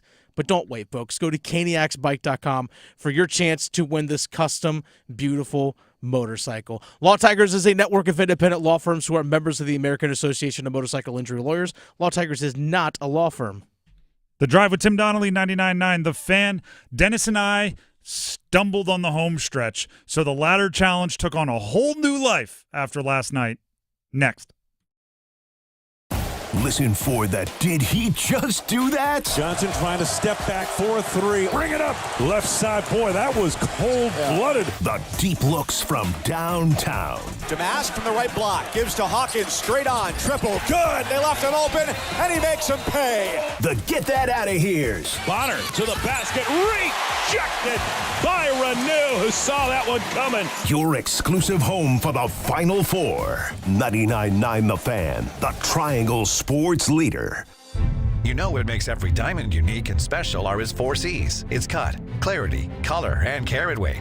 But do you know what makes Diamonds Direct special and unique? It's our own 4 C's. The first C, concept. Diamonds Direct has revolutionized jewelry shopping by eliminating middleman markups and giving you direct access to the world's finest diamonds straight from the diamond cutters. The second C, choice. Diamonds Direct's multi-million-dollar selection of precious diamonds is unparalleled. And with over 4,000 designer settings to choose from, you are empowered to make a decision that works for your style and taste. Third C, confidence. With a nationwide price guarantee, a free lifetime warranty, our unique 110% diamond upgrade policy, and our no pressure, no risk environment, you have total peace of mind. And the fourth C, community. Every year we partner with local charities and nonprofits with significant donations of time, money, and jewelry to make this a better place for everyone. Diamonds Direct, official jeweler of the Carolina Hurricanes and proud sponsor of NC State Athletics, and proud to call the Triangle home. Diamonds Direct, your love, our passion. Hey, Mom, I've been meaning to talk to you about some new COVID information I saw online. Uh-huh. I read that black folks like us with certain conditions like diabetes, heart disease, mental health conditions, or being 50 and older, like you, are at high risk. Boy, you sound like a commercial. I'm just saying. I know you love your ginger teas and essential oils, but remember, there are treatment options for COVID-19. I promise if I get sick again, I'll call my doctor to ask about my options. Visit WeTalkWeRise.com to learn more. Brought to you by Pfizer. Something amazing is happening here. Scientists are using AI to study how whales talk to each other. CDW experts can give researchers the power to process complex data with HP workstations, advanced by AMD Ryzen Threadripper Pro processors. With easier handling of AI workloads, your organization can bring powerful insights to the surface. Make amazing happen. HP, AMD, and CDW. Learn more at cdw.com/HPAMD. What could you do with an extra $75,000 right now, or even a couple $100,000? If you own a home, you can get that money in less than a week with Loan Pronto. Hey, it's Dennis Cox. Loan Pronto is the leader in quickly converting your home equity into cold, hard cash. You can pay off all your credit cards or start that home remodel. Loan Pronto has several easy options to let you access the cash from your home. There's virtually no paperwork, no cumbersome process, no junk fees, and often no appraisal. Listen, the average homeowner now has over $300,000 in equity. That's your money. Use it. One client got $150,000 out and paid off all their credit cards, 2 car loans, and a personal loan, cutting their monthly expenses by $1,500. You can get approved in as little as 1 day. So act now with no hard credit pull up front. LoanPronto.com, 919-381-1760. Get the money you need for anything. 919-381-1760, LoanPronto.com. Equal housing lender, NMLS 1661781, subject to lender approval, NMLSconsumeraccess.org. Burns, right back for Natchez. Natchez to Jarvis, the three scores! Seth Jarvis with the extra attacker. We're tied at 2. I wouldn't mind a Jarvie goal tonight against the Rangers. Definitely wouldn't mind a power play goal of any kind, but I think Jarvie would get the people riled up. By the way, we're already getting predictions for first goal scorer, which is coming up soon. Oh, good. 4:33, we'll be taking our official contestants for a first goal scorer. But as always, we're taking as many for bragging rights predictions on our YouTube live stream comments as we possibly can. All we need is a player. Who do you think will score the first goal for the Canes tonight against the Rangers? And in what period do you think that goal will be scored? If you give both of those and you get both right, we'll give you all the bragging rights you need. If you want to be more specific than that, that's fair. Go ahead. But those are the two you need to those are like the bare minimum information. So you can send those in on our YouTube live stream comments. You will not be entered for the prize. If you want to be entered for the prize, at 4:33, we'll open up the phone lines, take 3 callers on air, and those players Those contestants will be entered to win a Apex Racing Lab gift certificate if they get it right. Also, if you're interested in winning right now, if you're interested in putting your name in the ring to win something right now, text keyword FEST, F-E-S-T, FEST to 919-860-5326. That's 919-860-5326 for your chance to win a pair of tickets to the Totally Tubular Festival. Totally Tubular Festival. Little tongue twister. Featuring Right Said Fred, Men Without Hats, Haircut 100, The Tubes, The Motels, and more at Red Hat Amphitheater on July 11th. Dennis, how often do you think it happens where a band names their band and then 10 years later they're like, why did we choose that name? I'm sure several. Can't change it now because we're popular. We got a record deal. We got albums out. People search for us. They know us. We got a Wikipedia page and everything. That was definitely not inspired by me reading the names. To the Totally Tubular Fest, which you can win tickets to see. Fest, text it in, 919-860-5326. Right Said Fred, Men with Hats, Haircut 100, The Tubes, The Motels, and more. Red Hat Amphitheater in July. Right now, we are angered to bring you the next edition of the Ladder Challenge. So, for the entirety of the month, Dennis and I mostly had gone like 2-3 weeks without getting anything wrong in the Ladder Challenge. I gone a long time. Dennis had worked his way up into the 60s. Six $58. $58. So he had more than 5 times his money. At my peak, I had almost 5 times my money. We both got it wrong last night. I blame Kamen Malawash's throw-up. Oh, you do now. Duke minus 11 over NC State, and Duke won by 10. And obviously, if their first-round pick big man doesn't get sick and kind of throw off the rhythm, they score at least one more bucket. At least one more bucket. I mean, he needed a bucket in that moment. Hey, but what happened with yours? You want to give us your bad beat story? Yes. So I had the Vegas Golden Knights. I'm sorry, I take that back. I had the LA Kings on the road at the Detroit Red Wings yesterday. I had LA plus 2.5 goals. They're down 4-2. 7 seconds left. Empty netter. Detroit wins at 5-2. 7 seconds. I just needed 7 seconds. It's That's all I need. Quite 7 honestly, seconds. one of the reasons I've gotten away from betting hockey in the How way hard that is it you to go do. 7 seconds. In the way that you bet it is because empty netters would kill me. It would do me in. It would end my fun. So the fact that happened to you, I feel for you, but also that's the devil you choose to dance with. Hey, got you back in the game. Got you back in the game. See, here's the deal. We do this to the end of the month. Yeah. So we both start with $10 today, and whoever has the most, like 3 days from now, ends up the winner. Who goes first? We're tied. You go first. All right. It's been a while. I'm taking Wake Forest plus 18.5 over Louisville, which only comes out to minus 550. All right. So Louisville is in the game, favored by 9. So I'm taking a 9-point dog in Wake Forest and teasing that all the way to a 18.5-point dog, which makes it a minus 550. And I have to actually go check my I didn't write down from my betting slip what the payout would be, and I'm not great at odds. So minus 550, 1182. I'd take my $10 into 1182 when it hits. If it hits. Come on, Demon Deacons. Okay, I have Nikita Kucherov, 2+ shots on goal. The Tampa Bay Lightning are at home against the Chicago Blackhawks. Tampa's good. Chicago stinks. Nikita Kucherov, 2+ shots on goal. That's minus 650. So that $10 will lead me to 1150.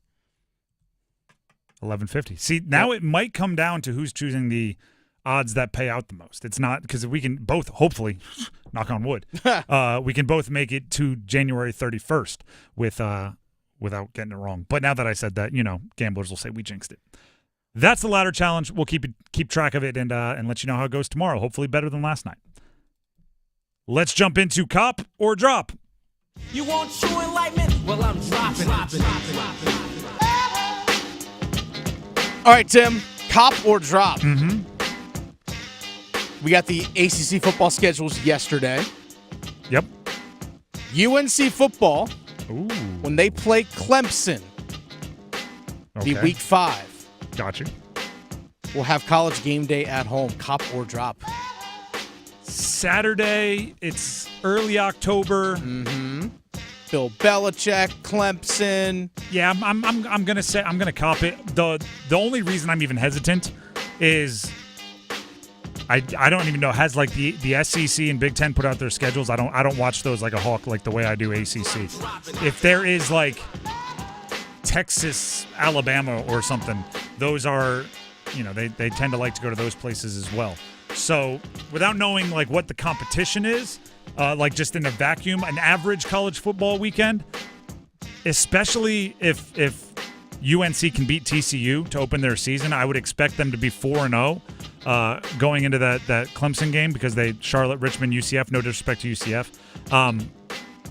If they're both 4-0 going into that game, and I don't know exactly what Clemson's schedule is, Dabo versus Bill Belichick, I would say yes, that ends up being a game that people want to make a big deal out of. I see. It may not be that Clemson game. I was just thinking because of the matchup, high profile. Clemson, I know, opens the season with LSU, so they might be 4-0 or 3-1 going into that game. But if they're 4-0 with a win over LSU, and UNC is 4-0 with a win over TCU, yeah, then I don't care if Texas is at Alabama. Like then it's they're coming to Chapel Hill. Mm-hmm. All right, next one, cop or drop. Canes are in action tonight, but the Carolina Hurricanes will make another trade before the trade deadline. Cop or drop? I'm copping. Okay. Wheeling, dealing, Tulski. Let's go. I said this yesterday, and I know it's the most obvious thing in the world. It won't be the level of the trade they just made. But I think they've set themselves up in a way, setting setting things up in a way. They have some flexibility, right? They have solid prospects. They have most of their, premier draft picks. They have salary cap this upcoming year. So with flexibility, why not, right? And why not? I think I saw Tulski say this, and I'm paraphrasing here, but he basically said, like, Tom Dundon, the owner, has given them the A-OK to be in every conversation. Like, if there's someone out there that's available, find out the price, go get in the conversation, and has even kind of given them the, hey, if you make 5 trades, all 5 don't have to hit. 3 or 4 of them, if that hits, that's kind of the cost of doing business. That's what that does, is it takes away the fear of making a move, right? Because you can always explain why you want to keep somebody. Well, he's part of our culture, and he fits in, and we knew that he could have success here, all those things. Taking a trade is risking, like, oh, that didn't work. But if you take away that fear and say, like, listen, you don't have to bat 1,000. You can hit a couple, miss one, that's fine. It gives you the freedom to make more moves. So I think they will make another trade. I just think it'll be more of a bottom 6 forward, 7th defenseman, something like that. Because right now, and we might see it today, because Roslovic didn't practice this morning. He's been under the weather. Didn't practice yesterday, didn't skate this morning. You might get 11-7, and Stillman would be the 7th defenseman playing. Bradley Stillman, for those who don't know. Son of a former Carolina Hurricane legend. He's a legacy. I don't think that's probably where they want to be, with one injury or one sickness. So wouldn't be surprised if they made a move just to bolster some depth. All right, big matchup tonight in ACC basketball. Actually, 2 of them. Yeah. We'll start with Wake Forest at Louisville. Cop or drop, the winner of the Wake Forest-Louisville game makes the NCAA tournament. Cop or drop? Cop. For a few reasons. One, I think they've both done a good job up till now. I think Pat Kelsey at Louisville should be in the running for some Coach of the Year awards. I think he might be ACC Coach of the Year. And I'm thinking even beyond that, looking at National Coach of the Year, because that situation was not an easy one to show up in. Awful. And quick turnaround. Granted, basketball is a bit easier, right? You go recruit 12 guys out of the portal, you have a completely new team. And some of those guys are pretty good. But I think Louisville's done well. I think Wake Forest has done well.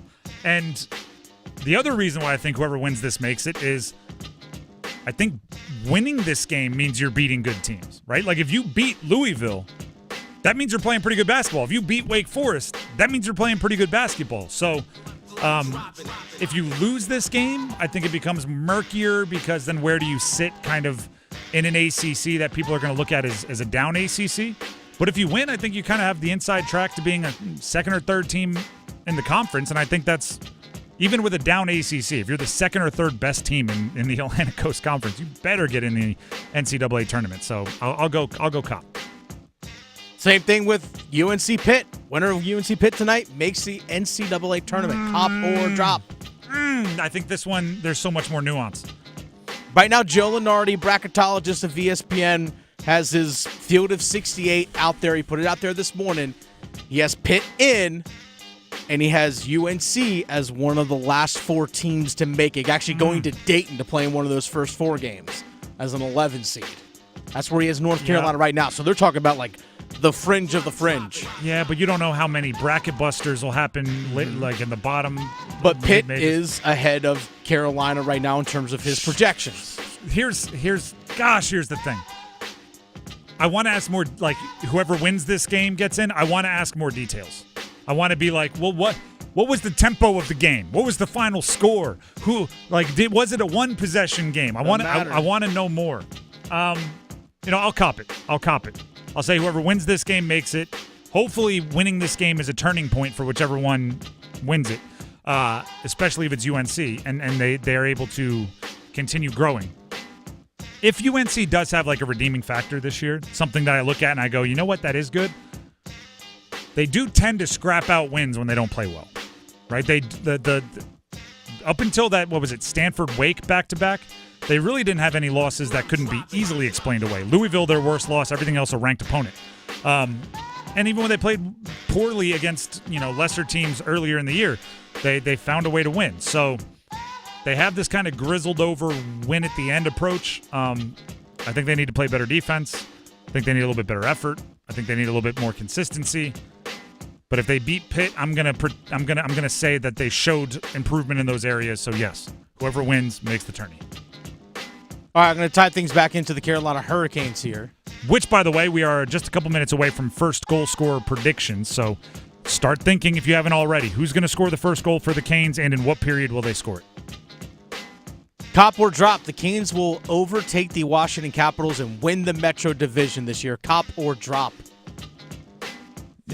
First of all, I am thankful that you are giving me the opportunity to hit this again, because we've done this in Cop or drop before, but this is inherently things have changed. It's inherently a different team and in a different situation now from the last time we did it. Right now they are, what are we looking at? In total, they're 7 points back. 7 points behind, and they've played one more game than the Caps. Mm-hmm. I'm going to stay with no. I'm going to say drop, but I'm going to stay similar to the last time we had this conversation. I don't care very much, right? Because adding Mikko Rantanen and Taylor Hall in the way that they did makes them a better team. But it also adds kind of like this hiccup in late January where you have to kind of go back to square one as far as learning systems and tendencies and chemistries and everything else. So I'm not sure, like, over the next 2 or 3 weeks, they're a better team. I'm confident that once they hit their stride, they'll be a better team. But that's, you gotta kind of, right, making up a 7-point difference. It's not an unbelievable amount, but it's one day at a time, chipping away. You get 2 points, they get 1. They get 2, you get 1. All right, now we get 2, they get none. Like it's you gotta kind of chip away at it over time. It's not something that happens all at once. So I do think they are a better team by the postseason than the Caps. I think they'll be playing better hockey by the postseason than the Caps. I don't know if they do it consistently enough over the next 2 months in order to catch them in the standings. But, again, I want to emphasize, I don't care. I do not judge this Canes team by how well they play in the regular season. I judge them by how far they go in the postseason and who they beat and what series they make it to and how it looks and everything else in the postseason. Yeah, the Canes have the second best record in the Eastern Conference behind Washington. Second best record in the East. And they might have to play Washington in the second round of the playoffs. Yeah. That's just the way things are. By the way, think about trying to come back and overtake Washington.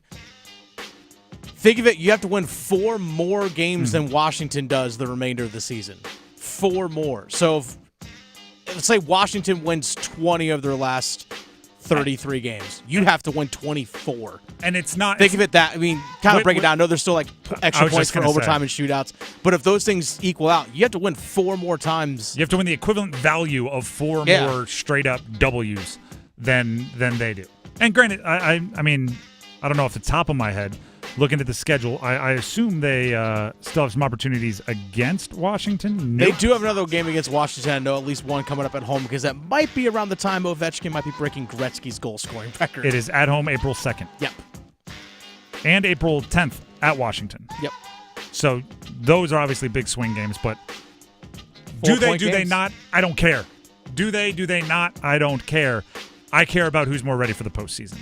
And I care about which one of you gets to be a first goal scorer predictor. Right now, we open up the Heister Automotive Group hotline, 919-860-5326. Call in right now, 919-860-5326, with who you think will score the first goal for the Carolina Hurricanes tonight against the Rangers on the road, and in what period you think they will score it. 919-860-5326. If you are one of our official contestants, which means the 3 that get to make their predictions on air, and you get it right, both the name and the period, you win the ultimate sim racing experience at Apex Racing Lab. A gift card to rev up your engines at Apex Racing Lab, the Triangle's largest sim racing destination. Experience the ultimate thrill with 20 cutting-edge simulators, expert instructors, and world-class virtual tracks. Located in Carey's McGregor Village in Greater Raleigh, visit Apex Racing Lab today and unleash your racing passion. Learn more at apexracinglab.com. That's apexracinglab.com. Our first official contestants, as the phone line's lit up there, Rocco and Raleigh. Rocco, who scores the first goal for the Canes, and in what period do they score it? I'm going to say Seth Jarvis in the first. Jarvis in the first. Do you want, this is up to you, just for bragging rights, give any more details? Anything specific about the goal, what type it is, how it comes, anything like that? I'll say assist from, I forget who's on his line. It's all right. All right. Assist from somebody on his line. That's a good prediction right there. I like that. Rocco, go ahead and stay on the line. Dennis has some info he needs to grab from you to make sure if you win, you get your prize. Chad in Hillsborough, you are up next. Chad, who scores the first goal for the Canes and in what period? I'm going to say it's going to be Aho in the first. Aho in right the off the breakaway. Breakaway. Any reason you think Seabass is ready to get it rolling? I just feel like now that, they got Moose on there, they already got some kind of chemistry. I think they're going to have something going, and he's going to get a breakaway from him and go. All right. Aho in the first. Maybe with Moose, Mikko Rantanen taking a little bit of attention or setting him up with the pass. Brian in Durham, you are our final official contestant. Brian, go ahead and predict who you think will score first for the Canes and in what period. I feel like I don't know how I made it to the last person with this one, but I feel like I have to go Rantanen in first. There is. Well, then, I think some people are giving him time to kind of figure it out, but I have no problem with it. Hoping he gets it rolling right out the gate. Do you want to add any details? What type of goal? Is it a power play? Anything like that? I bet I'll go power play. Yeah, right. That'd be fun. Power play, Rantanen in the first. You are, by the way, the very first person in first goal scorer prediction history to choose Mikko Rantanen. I had to. There you go. You are a type of pioneer. Stay on the line. Dennis has some info he needs to grab from you. That is actually like, don't take it for granted, Canes fans. 100-point scorer last 2 years, 100-point producer, right? A legit superstar was just added to your roster. That's pretty darn cool. I was tempted to pick him as my first goal scorer. I did kind of wait, just going like, I'm going to give him a couple games to get understood a little bit more by his line mates. And then once, I do think there will be a point 4 or 5 games into his time with the Canes where kind of the floodgates will open. Not saying he'll take that long to score his first goal, but there will be a light switch that comes on, and then like I said, the floodgates will open, and then I think he'll be the most popular pick. I think Rantanen in the first will be, kind of the free bingo square, right? Just the obvious choice that callers make when we get to first goal scorer predictions. But I don't think it's there yet. So I did not roll with Rantanen, but I did stay with the other new guy. Give me Taylor Hall in the first. Oh, okay. All right. Taylor Hall in the first. I think he's a little bit more comfy. I think he's also a little bit more under the radar. I think he brings a certain skill level to the lines that he's going to be playing on. Give me Taylor Hall in the first. He's 28-year-old centerpiece. Not meaning center, but meaning like kind of main character. And a little bit more time to figure it out. 30-something-year-old, wily old vet. He gets in where he fits in. He's ready to score. So give me a Hall in the first. A lot of predictions online. Lord Gann says Rantanen in the first period. Will Park says Svetch scores in the first period on a feed from Taylor Hall. All right, there you go. We also have Travis Batts says, I think the captain stays warm. Talking about Jordan Stahl, gets a goal in the first period. Hard-working shift that leads to a goal. It does. Sometimes it does feel like every Stahl goal comes like a minute into a hard shift. He's just like, if I score, can I get off the ice? Here you go. There we go. Jacob says Slavin in the second. Look at that.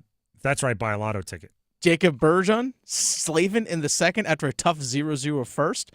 Clinton says Mikko first. Aho with a 2-on-1 pass, and Mikko just straight rips it. I love it.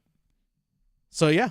Lot of first. I like you throw Mikko Rantanen and Taylor Hall on the ice, and all of a sudden everyone's like, yeah, now we score in the first again, because for a long time the Canes just did not score in the first period. We also, I think we had a Jackson Blake in the first period as well. We had one of those too. He's been up and down recently. Some people are getting a little frustrated with him. I wouldn't hate to see him go on a nice streak of, having a point in every game for like 5. Just something to get the people rolling. Dennis, I gave mine Hall in the first. What's your first goal scorer prediction? I might have to go. Ryan Jones actually just posted this one on our YouTube live chat. Martinook in the first. You want to go Party Marty? I'm going to dig it. I'm going to go Martinook in the first. I'm going to go Marty in the first. Maddie said Burns in the first off a slap shot. But I'm going to go Martinook. That same hardworking shift with Jordan Stahl and Seth Jarvis. There's Jordan Martinook, just throws one in front, goes off of someone's thigh and in. There you go. Also, Boris Chang said Robinson in the first. Robinson, if he does score, there's an awesome. Generally, it's the first goal high scorer. Percentage. It is the first of the game. That is very, very true. All great predictions. We'll see if you're right. Be sure to hit us up for your bragging rights. And if you're one of the official predictors, official contestants, Rocco, Chad, or Brian, if you get it right, Apex Racing Lab gift certificate coming your way. The Drive with Tim Donnelly, 99.9 The Fan. Tim Donnelly here for Bailey's Fine Jewelry. Right now, speaking of the NHL, Norcane Watches, an independent Swiss luxury brand founded in 2018, which is taking the watch world by storm, which is also the official timekeeping partner of the NHL Players Association and the NHL. They're available inside the Fox and Bailey Watch Shop at Bailey's Fine Jewelry in their Village District location. And I try to describe where they are. You walk in, you look at the main showroom. If you go here, you go there. I don't have to tell you that about Norcane because they pop. Right, they're bringing color to dials and straps that many of the kind of more century-old timekeeping companies are a little more nervous to do. Norcane, that's why they're taking the world by storm. That's why they're being worn on the wrists of so many active and retired NHL players that serve as ambassadors for Norcane. If you want to get a little spicy, if you want to make a statement on your wrist, Norcane is about as good as any independent Swiss luxury watch brand to do that for you. Mark Straight, former NHL player and Stanley Cup champion, is part of their founding team. So there you go, right? That's where the hockey connections begin. Norcane watches, check them out, look them up. You can customize them yourself. Talk to them, talk to the workers and the experts at Bailey's Fine Jewelry. They can help you get walked through it. And when you're there, let them know you heard about it on 99.9 The Fan from me, Tim. We're going to take a break. When we come back, a lot of talk there during first goal scorer predictions about Mikko Rantanen and Taylor Hall. What is life like with them on the Canes, and how can you monitor the success of their stint in Carolina? Stick around. Tonight's forecast calls for Hurricanes hockey. Svechnikov, tick-tack, tied in Carolina on the man advantage. Storm Watch with Adam Gold at 6:30. Puck drop at 7. Save made, rebound!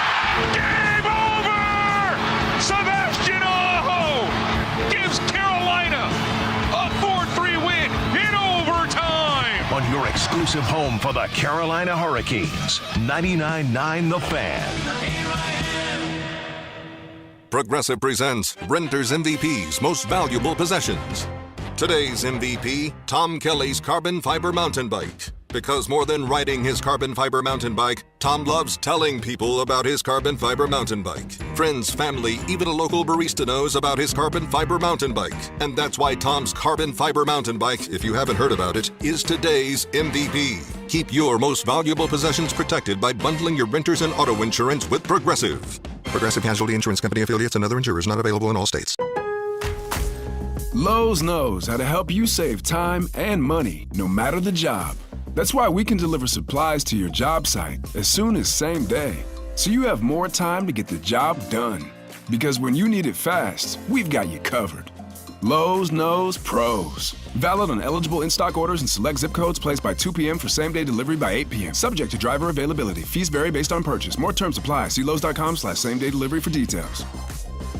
An army never rests. The same is true for the Salvation Army of Wake County. Serving the most vulnerable populations in our community, the Army shelters the homeless, feeds the hungry, provides after-school and youth athletic programs, senior programs, and responds to natural disasters. Beyond the red kettle and Christmas bell ringing, the Army is there to help those in need all year long. Learn more at wakearmy.org. The Salvation Army. We love beyond the holidays. Hey everybody, Paul Ihander from 99.9 The Fan for FanDuel. Super Bowl 59, one game, two teams, endless possibilities. And there's no better way to make every play more exciting than with FanDuel Sportsbook.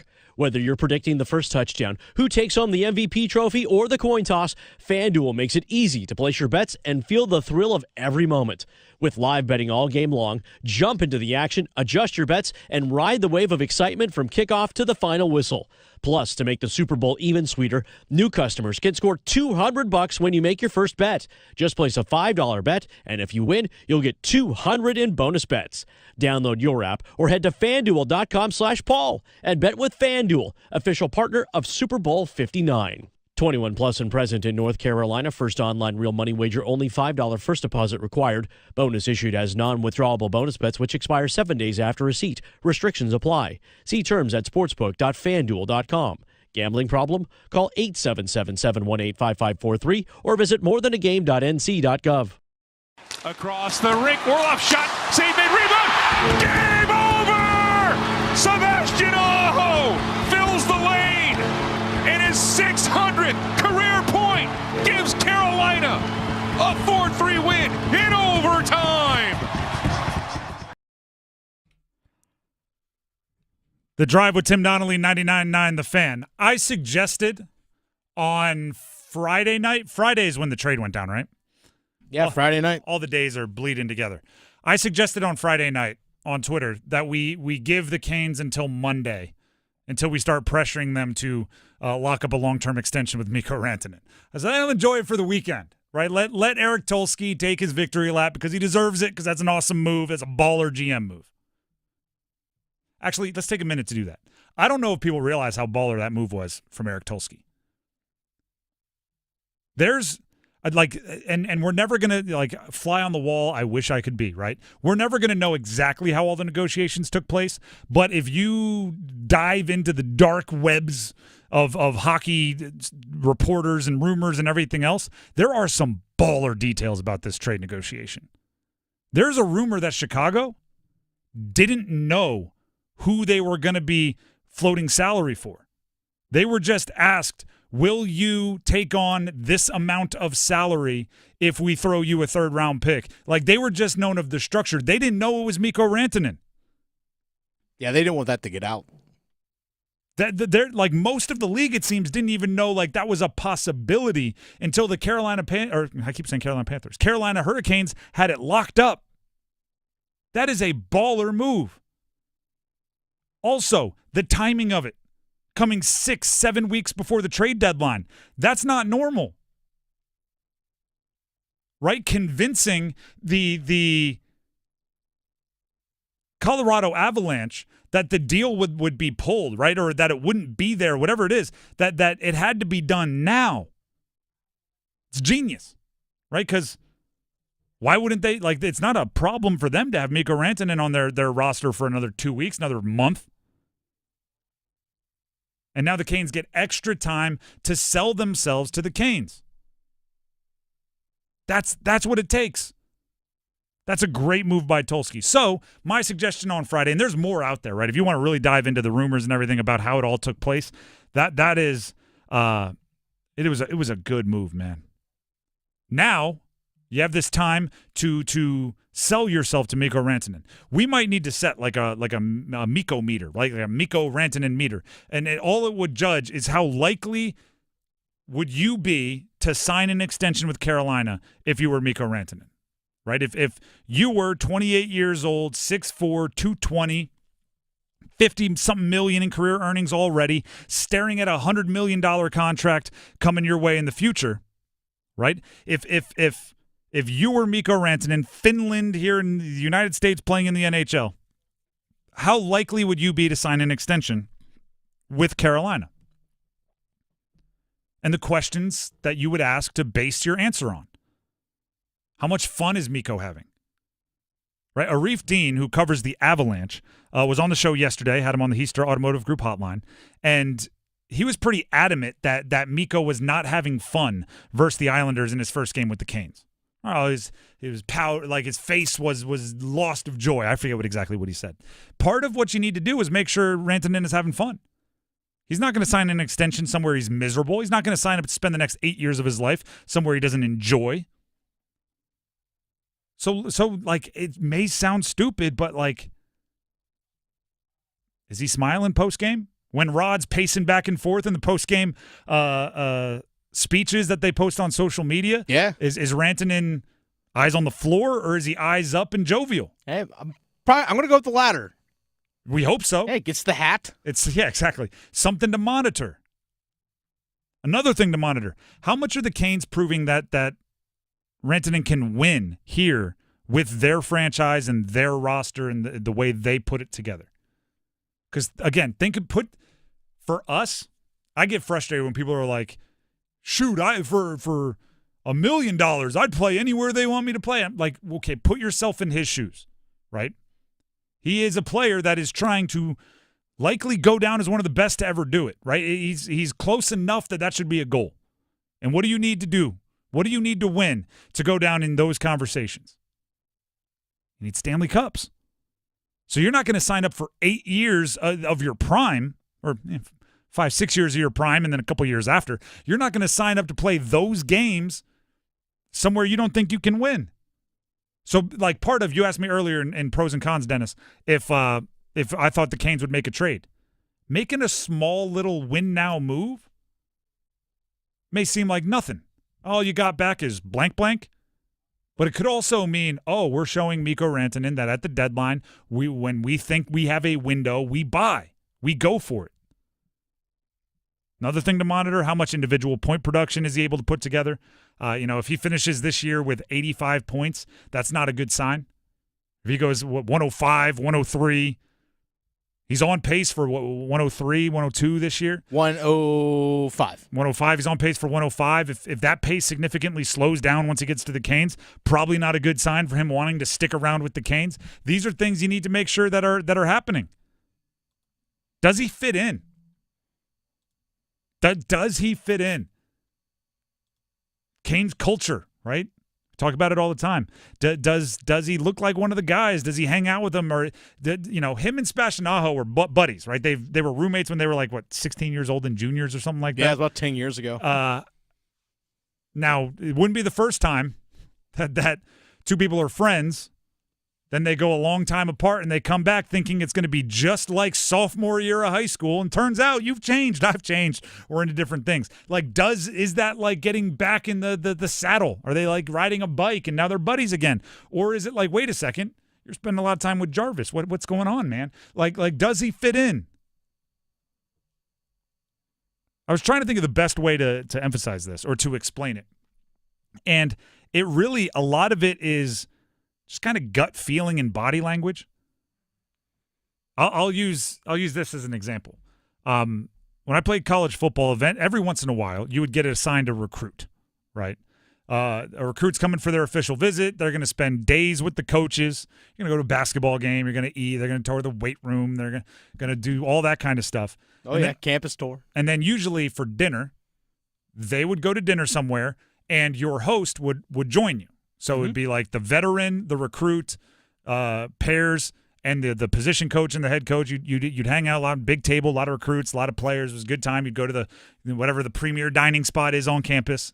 My players, when I coached, loved coming on those because, 100%. free food, let's go. 100%. And then that night, they would hang out with you. And it was your responsibility to get them back to the hotel or find them somewhere to sleep otherwise. And you were supposed to show them a good time. All that entails. You knew by the end of the weekend who was going to commit and who wasn't.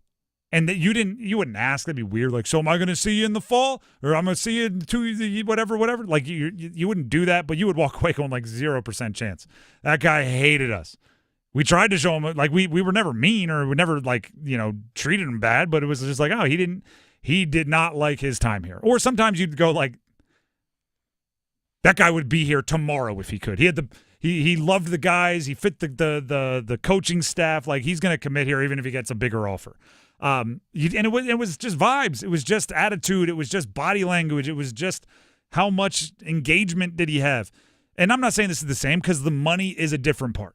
Okay, there were times where I'm like, that guy's committing, but if the other school could offer him $2 million more a year, it'd be like, never mind, he didn't like us that much, which could happen, right? If the Canes offer $12 million and someone else is offering $14.5 per year, I don't care how much he likes the Canes, that might not be enough to overcome it. But I do think we'll be able to know, right, by 2 weeks left in the season, if he's telling his agent, like, hey, man, let's try to make it work in Carolina. Or if he's telling his agent, let's make sure I play well in the postseason so my value is high when we hit the open market. Like, there's two ways, and it'll just come down to gut instinct and vibe. And, obviously, success and everything I talked about.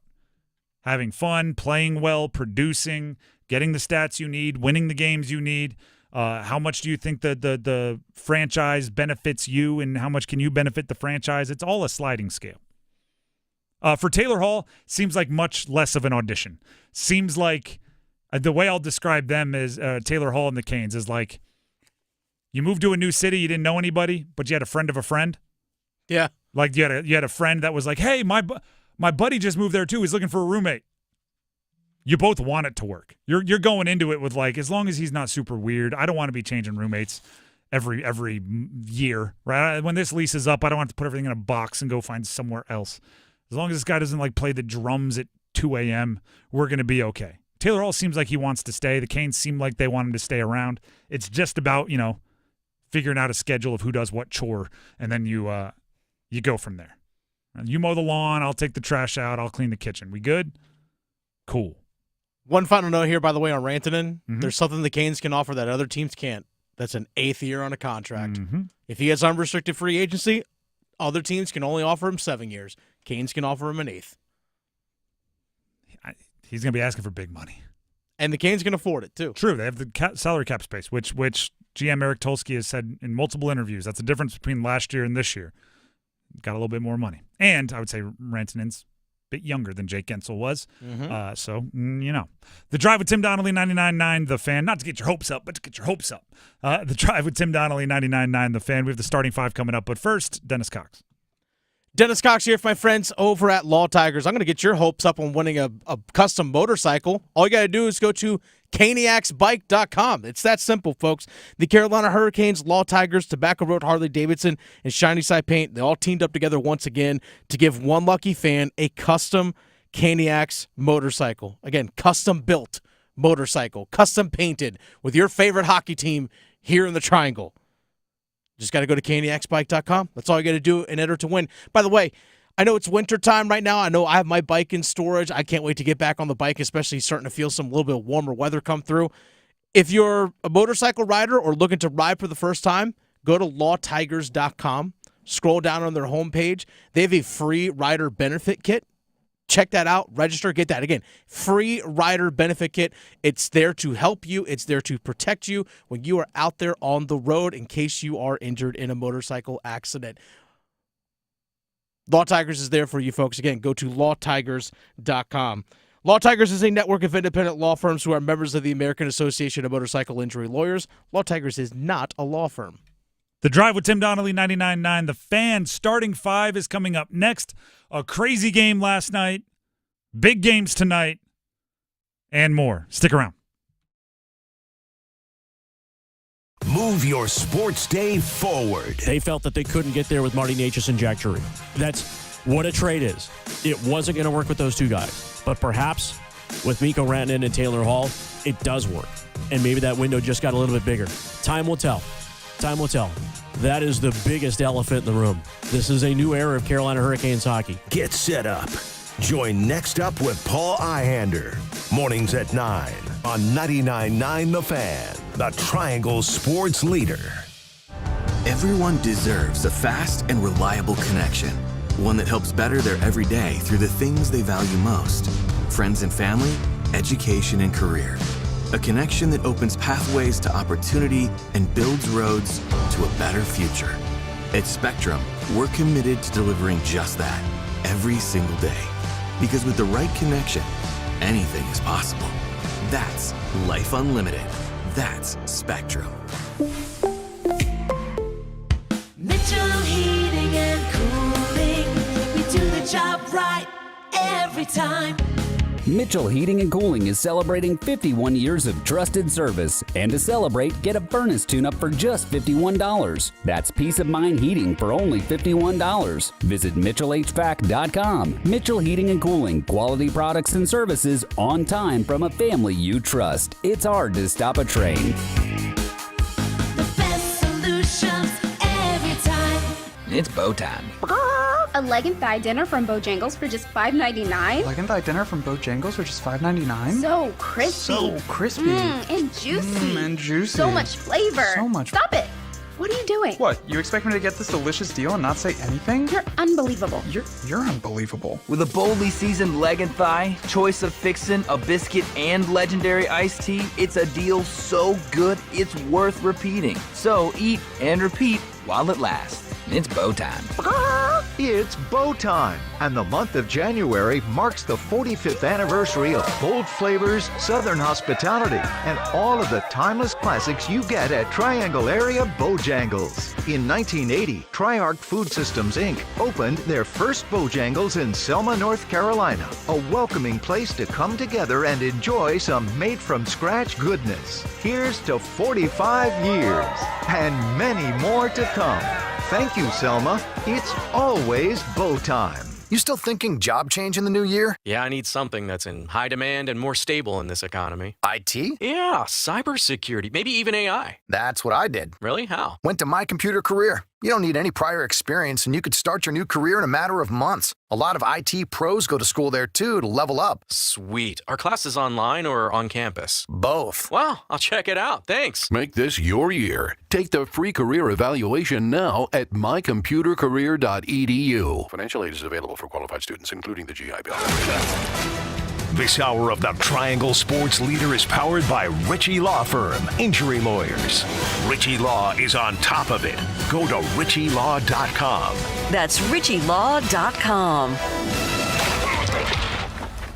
WCMC HD1 Holly Springs. Take us with you on the radio, Instagram, TikTok, Alexa, and YouTube. 99.9 The Fan, the Triangle Sports Leader. Good afternoon, everyone. I'm WRAL meteorologist Mike Mays. Gorgeous day today, warmer day. Tonight will be clear. It will be chilly, above freezing with a low at 38. Tomorrow, mostly sunny, breezy, and warmer than today, 67. A little cooler Thursday, down to 60. Weather update brought to you by Newcomb & Company, where your comfort is their business.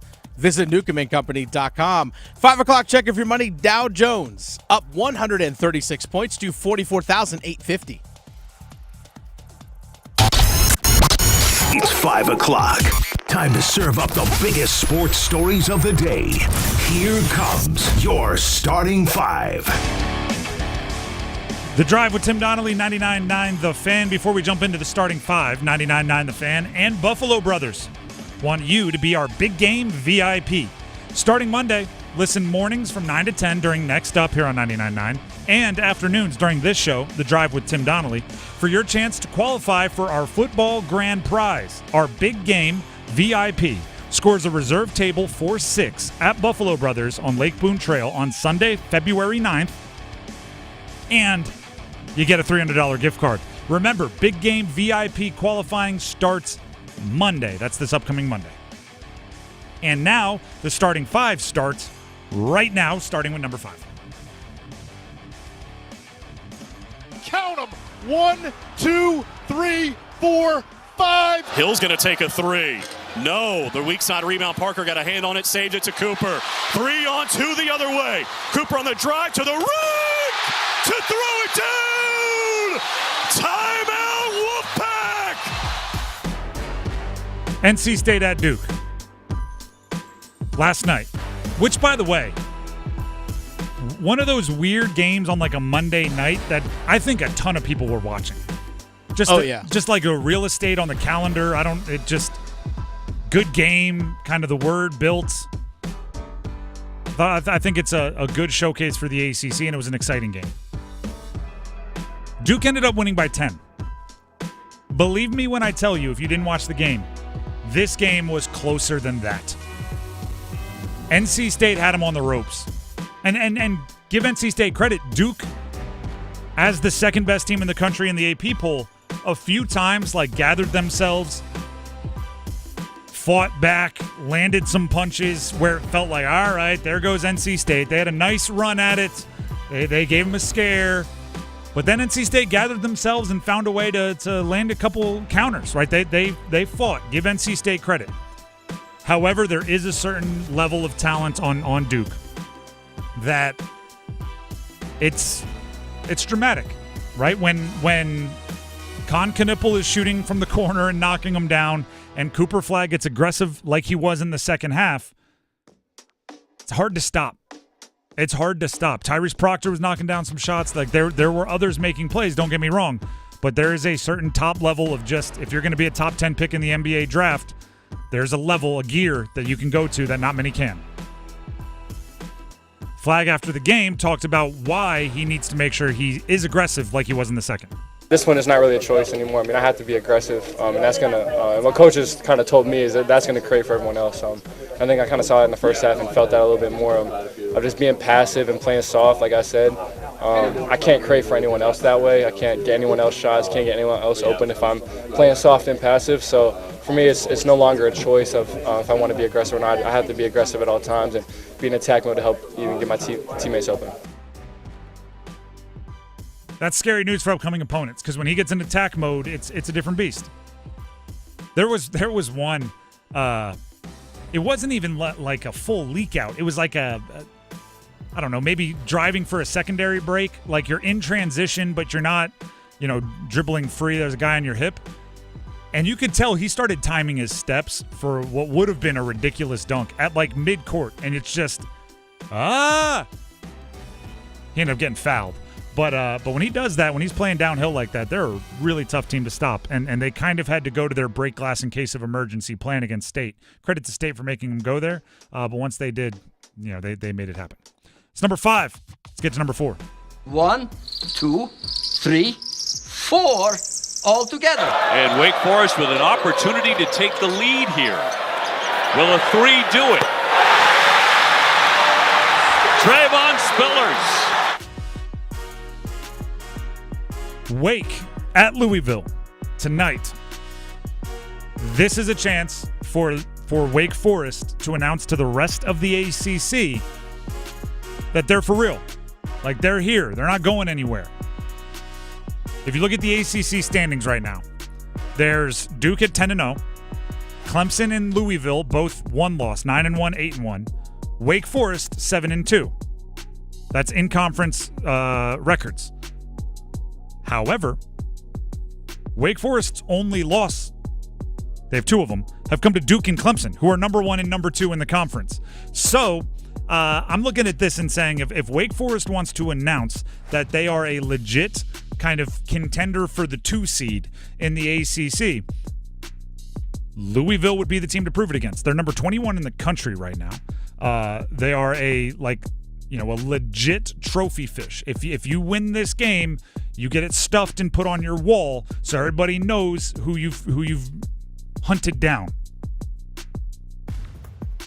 And Wake Forest kind of needs that, right? Because they are 15-5 and they are 7-2 in the conference, but there just aren't many opportunities to right, like get the trophy fish, right? To stuff it, to put it on the wall. There's a lot of ones that you might catch and go, oh, that's a good fish. Let's take a picture with it and release it back. That's what the ACC is full of. Right, looking at Wake Forest's schedule and the teams that they have beaten. They've beaten Syracuse. That's not super scary. They've beaten Miami. They're awful. They've beaten Virginia Tech. Very not good at times. They've beaten UNC, which doesn't mean this year what it means in years past, although I would say that's their best win thus far. In their non-conference schedule, they played 2 ranked teams, lost to them both. It's up to this point, they've very much won the games they should, lost the games they should. This would be an opportunity to win a game most people, the national rankers, would expect you to lose. You played well against Duke, had them on the ropes, led in the second half. That might be good for your confidence, but you need to get over the hump and win one of these. And do you know what else it is? Dennis, you'll appreciate this. It's on the road. It's on the road. You beat UNC, which is, like I said, probably your best win. That was at home. You played well against Duke, right? You had them on the ropes. That was at home. Mm-hmm. Louisville, what is it, the Yum Center? Yeah, the KFC Yum Center. That is that's a road environment that brings a little bit of an atmosphere. So, and I'm sure they're just now getting a little bit of the Louisville basketball fever, right? Because they did not come into the season with high expectations, but with how they're playing, everybody's going to jump on that bandwagon quickly.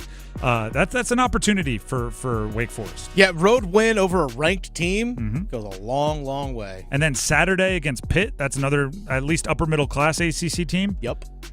You win that after a good showing against Duke, after beating North Carolina. Now it's like, we're second seed in the ACC tournaments on the line here. And all teams you're fighting against to get into the NCAA tournament, too. Yeah, wins over bubble teams? Yep. That's really good if it comes down to you versus them for, the final spot. I don't know. Don't ask Clemson a couple years ago when they beat NC State 3 times and didn't make the NCAA tournament. And State did. It should mean something when it comes down to you versus another team for the final spot. And I don't pretend to be on the committee. That's number 4. Let's go ahead and jump to number 3. Murphy to throw, looking to the left, end zone shot, it is caught!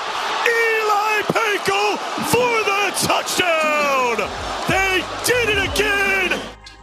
We'll start with Duke. The ACC released their full football schedules yesterday. There was a whole reveal show. It was a big deal. If you missed it because you were watching other sports, I get it. But the schedules are now out. The entire 2025 schedule for ACC football is now out. We know the dates. We don't know the times yet, but we know the days that these games will be played. So I thought here, right, we talked about earlier kind of who has the tough schedule, who has the gettable schedule, who's set up for success, who's not. I do want to throw a grain of salt on that whole conversation because with the transfer portal, you just don't know as much anymore. You don't know, hey, this team was good last year, so they're going to be good next year. Oh, what a tough win that'll be. Think of it like Michigan. They won the national championship. The next year, I don't even know if they were a quality win for a team. Think of it like Florida State. Undefeated. Should have been in the college football playoff. Next year, they're a gimme, right? They go from ooh, that's going to be a tough win for us to thank goodness we have Florida State. We need a rest. That's 1 year to the next. But I did think for right now that we have the proper, grain of salt thrown on the subject, let's look at the premier exciting matchups for Duke. I actually think the Illinois game early, September 6th, anytime you get ACC versus Big Ten, I'm going to be paying a lot of attention. And that will be kind of the debut of Darian Mensah. They're reportedly, according to CBS Sports, $4 million a year transfer quarterback. with great money comes great expectations. I'm expecting big things out the jump from Darian Mintz out of the transfer portal. Obviously, the rivalry games, State, North Carolina. State on September 20th. North Carolina at UNC November 20th. But another one that I'm maybe I'm the one forcing this. I want Duke and UConn to be a rivalry in every sport. I want that to be just a big old rivalry. I want them to play every year. Duke and UConn. UConn is pouring money into their football program. Duke is doing the same. But obviously, both have basketball programs that are noteworthy. But if you want to keep up in the biggest, baddest arguments in college sports, you need a football program. So I like the Duke-UConn. They're going 2 stores this time. I like the Duke-UConn rivalry. I'm going to be watching that one as well. For UNC, the biggest games, TCU to start, the debut of the Bill Belichick era. It'll be a Monday night primetime 7:30 game. Clemson, Bill Belichick's intro to the ACC. That's Saturday, October 4th. I expect it to be a night game. Could be, we talked about it earlier, a college game day and all the pizzazz. And then obviously the last 3, Wake Forest, Duke, NC State to end the season. I kind of hope UNC has just an unbelievable season up to that point. And then there's the rivalry games that you need to complete it, right? I want college football playoff implications on the line as Wake Forest, Duke, NC State all kind of get the triangle together those last 3 weeks of the season. And then finally, for NC State, ECU to open after how that bowl game, the Go Bowling Bowl game went. ECU wins, fight after. Now you host ECU to start the next season. Yeah, I want to see how that goes. I also, Notre Dame. Oh, sorry, Notre Dame. Yes, Notre Dame. Thought I lost them there for a second. At Notre Dame's always a cool atmosphere. And as we saw this past year, Notre Dame's pretty good. They're going to spend their NIL money. They are going to, try to be in the CFP every year. And they kind of have a nice little sweet setup with their scheduling to get there. October 11th at Notre Dame. I like that one. What ACC quarterback did they poach for this coming season? Sam Hartman a couple years ago. This year was Riley Leonard. I don't even know if they've gotten one out of the portal. They did have the quarterback and Gary. Angeli? The guy that came in the national or the semifinal and led a touchdown drive. Looking at who they brought in. Is it the 2025 portal or the 2024 portal? I don't know how. 25 portal. 25 portal. No one of note, clearly. No one that I'm noticing here. A bunch of guys out of the portal, don't get me wrong. But I don't see any quarterbacks out of the portal. So, yeah, maybe they're rolling with that backup. Interesting. Then at Miami, down later in the year, I think that's big for NC State as well. They got some legit games. And the North Carolina game at the end. The Drive with Tim Donnelly, 99.9 The Fan. What number was that? 3? Let's jump to number 2. Just the two of us. Cadeau to R.J. Davis. Gets a clean look from 3. Count it from straight away. R.J. Davis with the huge triple. UNC at Pitt. Pitt, as I've been describing them, upper middle class in the ACC, a good team. UNC, I said this earlier, I don't know if there's a game where I need to see opening tip to final buzzer, energy and effort more than tonight's game for UNC. The way Hubert Davis was talking in his post-game press conference after their game against Boston College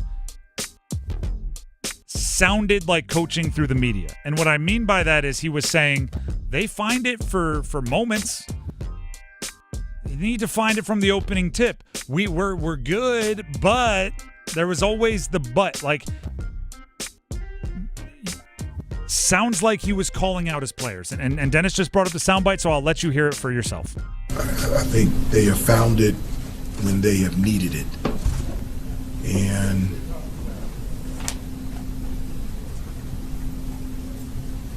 it's needed at the jump ball.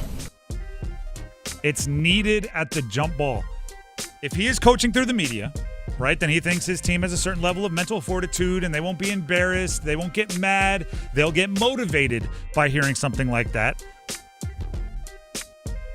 They need to be all over the place on defense. They need to be deflections, clapping at every dead ball.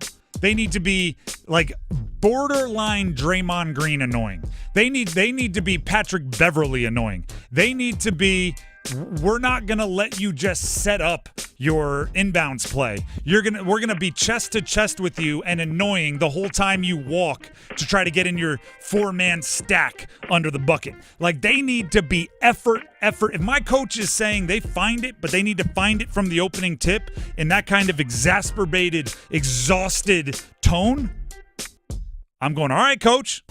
All right. Who's starting the game? You 5. Run.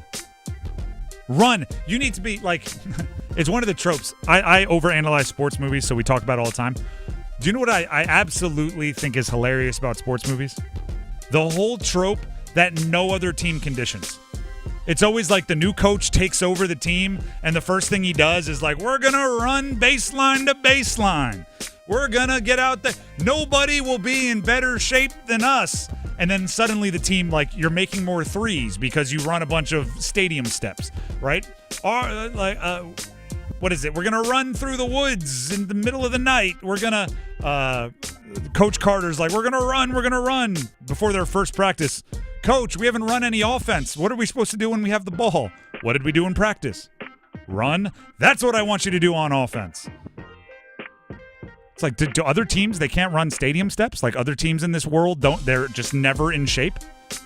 There's always the moment at the end of the game, there's a timeout called, 5 seconds on the clock. Everybody, look at them. They look at the other team, all their hands are on their knees, they're breathing heavy. They're tired. You're not. This is what we work for. I'm always like, geez, these other coaches. I don't know, tell them to run a mile before practice or something. I don't get their cardio up. But if I'm UNC, that better be me tonight. I am the team from the sports movie that is the only one that knows you have to be in shape to play basketball. Like, I am running in a way, I am defending in a way that if they want to run off 10 screens, I'm running through 10 screens. That's what it's got to be. And if I have someone out there that's not working that hard, bench. I don't care what recruit you were in the country. I don't care how much points you averaged last year. If you're not working like the other guys on the team, bench. You can sit right next to me. That's what I'm doing if I'm UNC. Pitt's good. They have a couple scorers. Leggett's a good scorer. Lowe's a good scorer. I like Jeff Capel as a coach. They'll give you a good challenge. They got some big guys. They'll give you a good challenge. But I still think UNC's talent, if they're playing hard, should win the game. And it should be, a nice win for them. That's number 2. Let's jump to number 1. The one! Now a long stretch pass. Kokimi puts it out, shot right on, and they score! New number, and another goal for Jack Roslovic. Number 98 gets his 18th of the season, and a 1-0 lead for Carolina. Canes tonight at Rangers. We're not sure if Jack Roslovic will be out there. Jack Roslovic did not practice yesterday and did not participate in morning skate today. The reports are he's not feeling well. So yeah, that's what Rod said. It's just illness, sick. You're not allowed to do that in season. No, it's going around. If you watch the Duke game, Common Malawash, that's not sickness. Apparently, just drank too much Gatorade. But anecdotally, I do know a lot of people that have been getting sick over the last however many weeks. Me too. So it's, again, just completely like, if it happens to like 5 people I know, I assume it's like taking the world by storm. There's something going around. So if Roslovic's sick, might not see him, which could put a little bit more pressure on the rest of the forwards.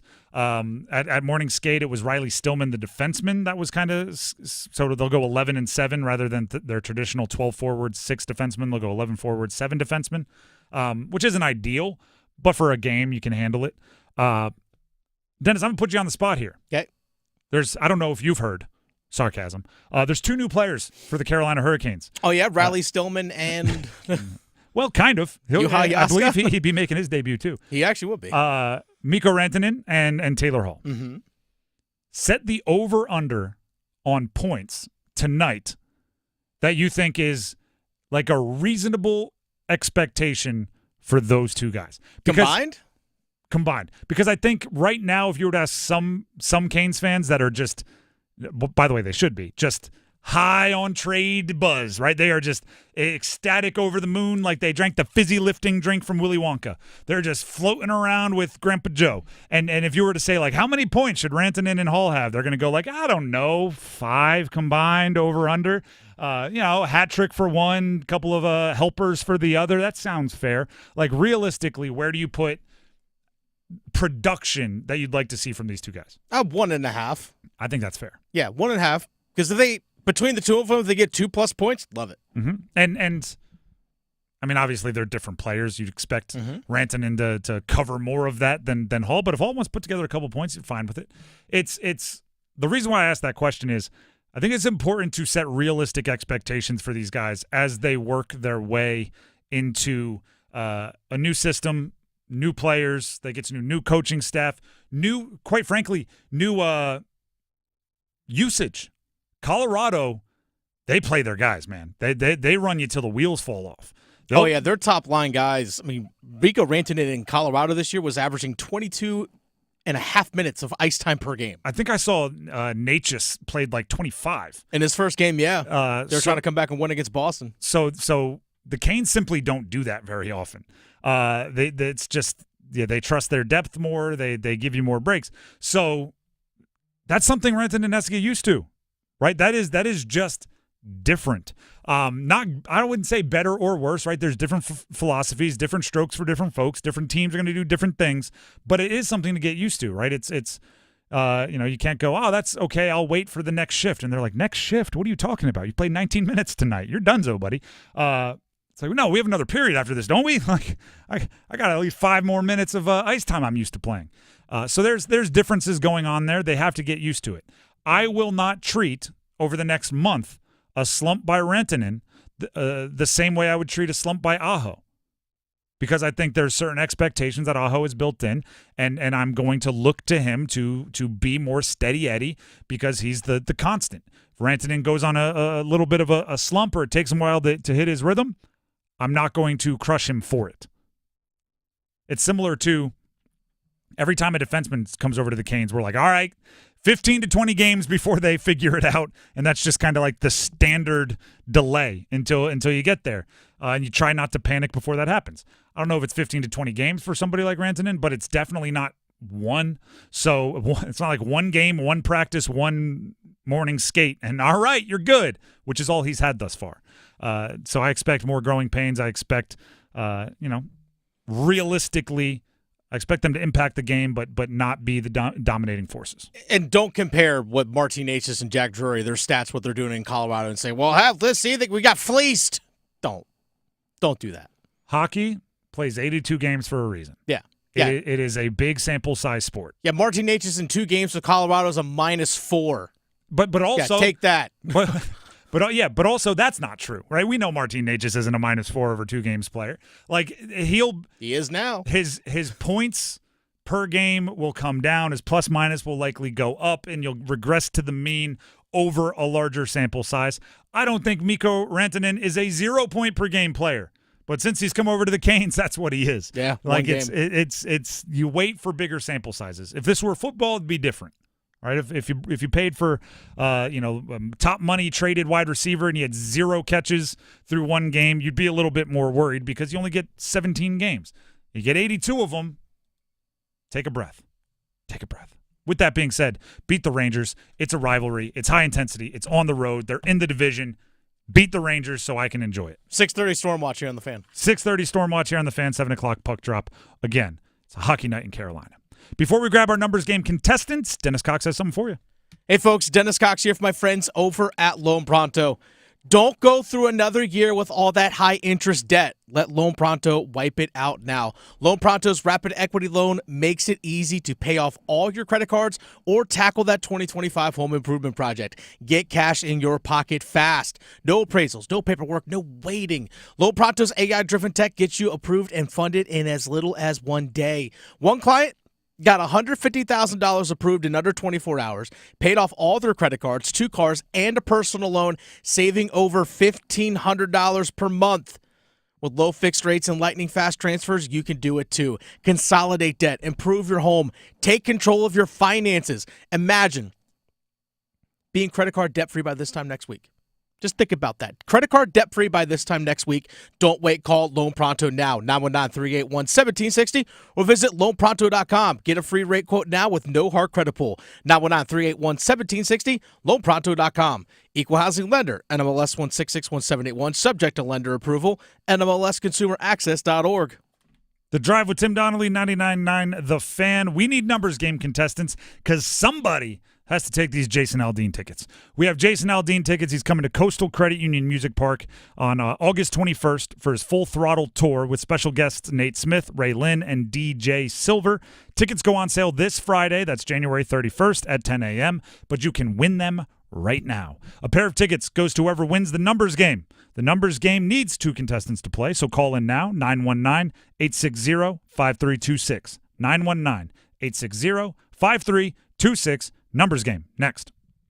99.9 The Fan and Buffalo Brothers want you to be our big game VIP. Starting Monday, listen mornings from 9 to 10 during Next Up and afternoons during The Drive with Tim Donnelly to qualify for our football finale grand prize. Our big game VIP scores a reserved table for 6 at Buffalo Brothers on Lake Boone Trail February 9th and a $300 gift card. Big game VIP qualifying starts Monday. And remember, don't wait till the last minute to order your big game food. Buffalo Brothers is taking pregame orders now. Visit their 5 Triangle locations or buffbrothers.com. What's this? We're expanding the North Carolina Education Lottery Winners Club. That's a pretty big wrecking ball. Well, with all these new scratch-offs, this place is going to be packed with new winners. Okay, let's go ahead and knock this wall down. This is where we're putting the polo field. Whoa, patience, Trixie. This month's tickets are loaded with $150 million in total prizes. The Winners Club awaits. Must be 18 to play. Approximate overall odds of winning range from 3.31 to 4.55. Problem gambling helpline 877-718-5543. Jackson Hewitt makes taxes feel like a yacht rock song. April breeze, give me my biggest tax refund, please. You, me, and a lifetime accuracy guarantee. And now get $100 just to try Jackson Hewitt. Does your tax person do that? Say goodbye to that no guarantee tax guy. Ready to sail through tax season? Go to Jackson Hewitt and you'll be limited time offer for new clients. Participating locations only. Terms at jacksonhewitt.com. Reason number 52 to choose Diamonds Direct over any other jeweler. Only Diamonds Direct gives you a 110% diamond upgrade guarantee. Let us explain. If you buy a diamond at Diamonds Direct today and decide in the future you want to upgrade to a larger diamond, Diamonds Direct will give you 110% of your original purchase price toward the new stone. For example, let's say you bought her a $5,000 diamond last year, but now she wants to upgrade to a $6,000 diamond. Diamonds Direct will give you $5,500 toward the new one. That's 10% more than you paid the first time. Guaranteed appreciation. Whether that first diamond was $3,000 or $30,000, you get 10% more. Who else does this? And unlike other stores who claim to offer diamond upgrades, at Diamonds Direct, there's no fine print and no minimum purchase requirement. It's 10% more, period. Come and discover real value and buy with confidence. Official jeweler of the Carolina Hurricanes and proud sponsor of NC State Athletics, and proud to call the Triangle home. Diamonds Direct. Your love, our passion. Super Bowl 59. One game, two teams, endless possibilities. No better way to make every play more exciting than with FanDuel Sportsbook. Whether you're predicting the first touchdown, who's going to win the MVP, how about even the coin toss? You can't do the national anthem, sorry. FanDuel makes it easy to place your bets and feel the thrill of every moment. And with live betting all game long, you can jump into the action whenever. Spilled nachos on yourself? You can still wager. Plus, to make the Super Bowl even sweeter, new customers can score $200 in bonus bets when you make your first bet. You don't even have to win it. Download the app or head to FanDuel.com/AdamGold and bet with FanDuel, official partner of Super Bowl 59. FanDuel, have fun and enjoy the game. 21 and over and present in North Carolina. First online real money wager only. $5 first deposit required. Bonuses issued as non-withdrawable bonus bets, which expire 7 days after receipt. Restrictions apply. See terms at sportsbook.fanduel.com. Gambling problem? Call 877-718-5543 or visit morethanagame.nc.gov.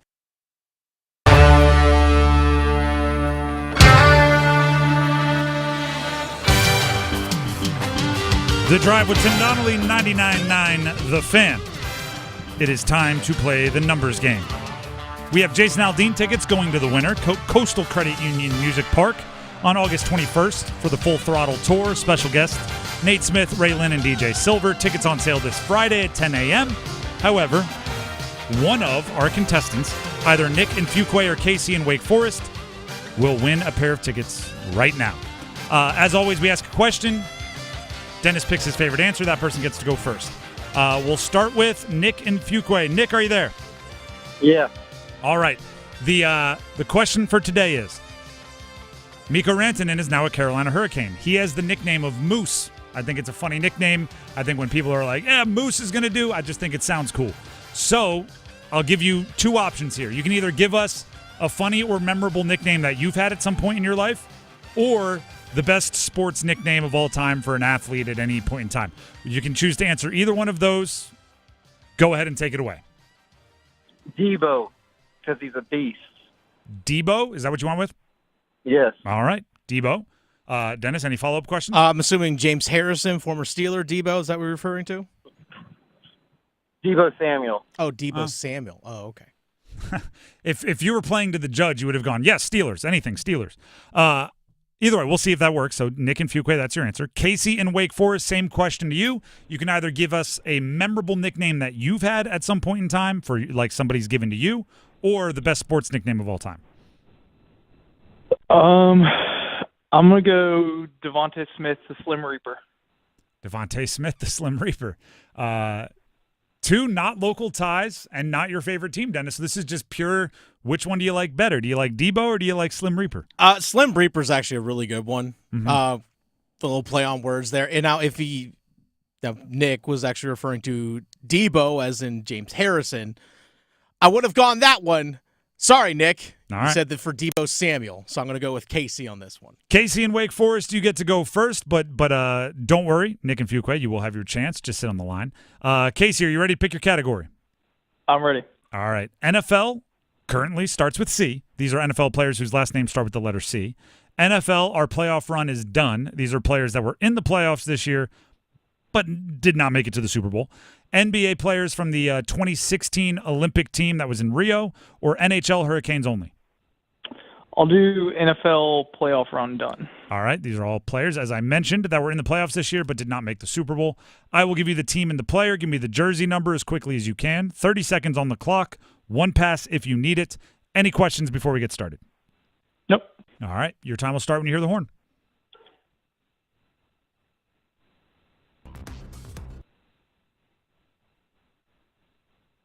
Stay waiting. Jordan Love, Green Bay Packers.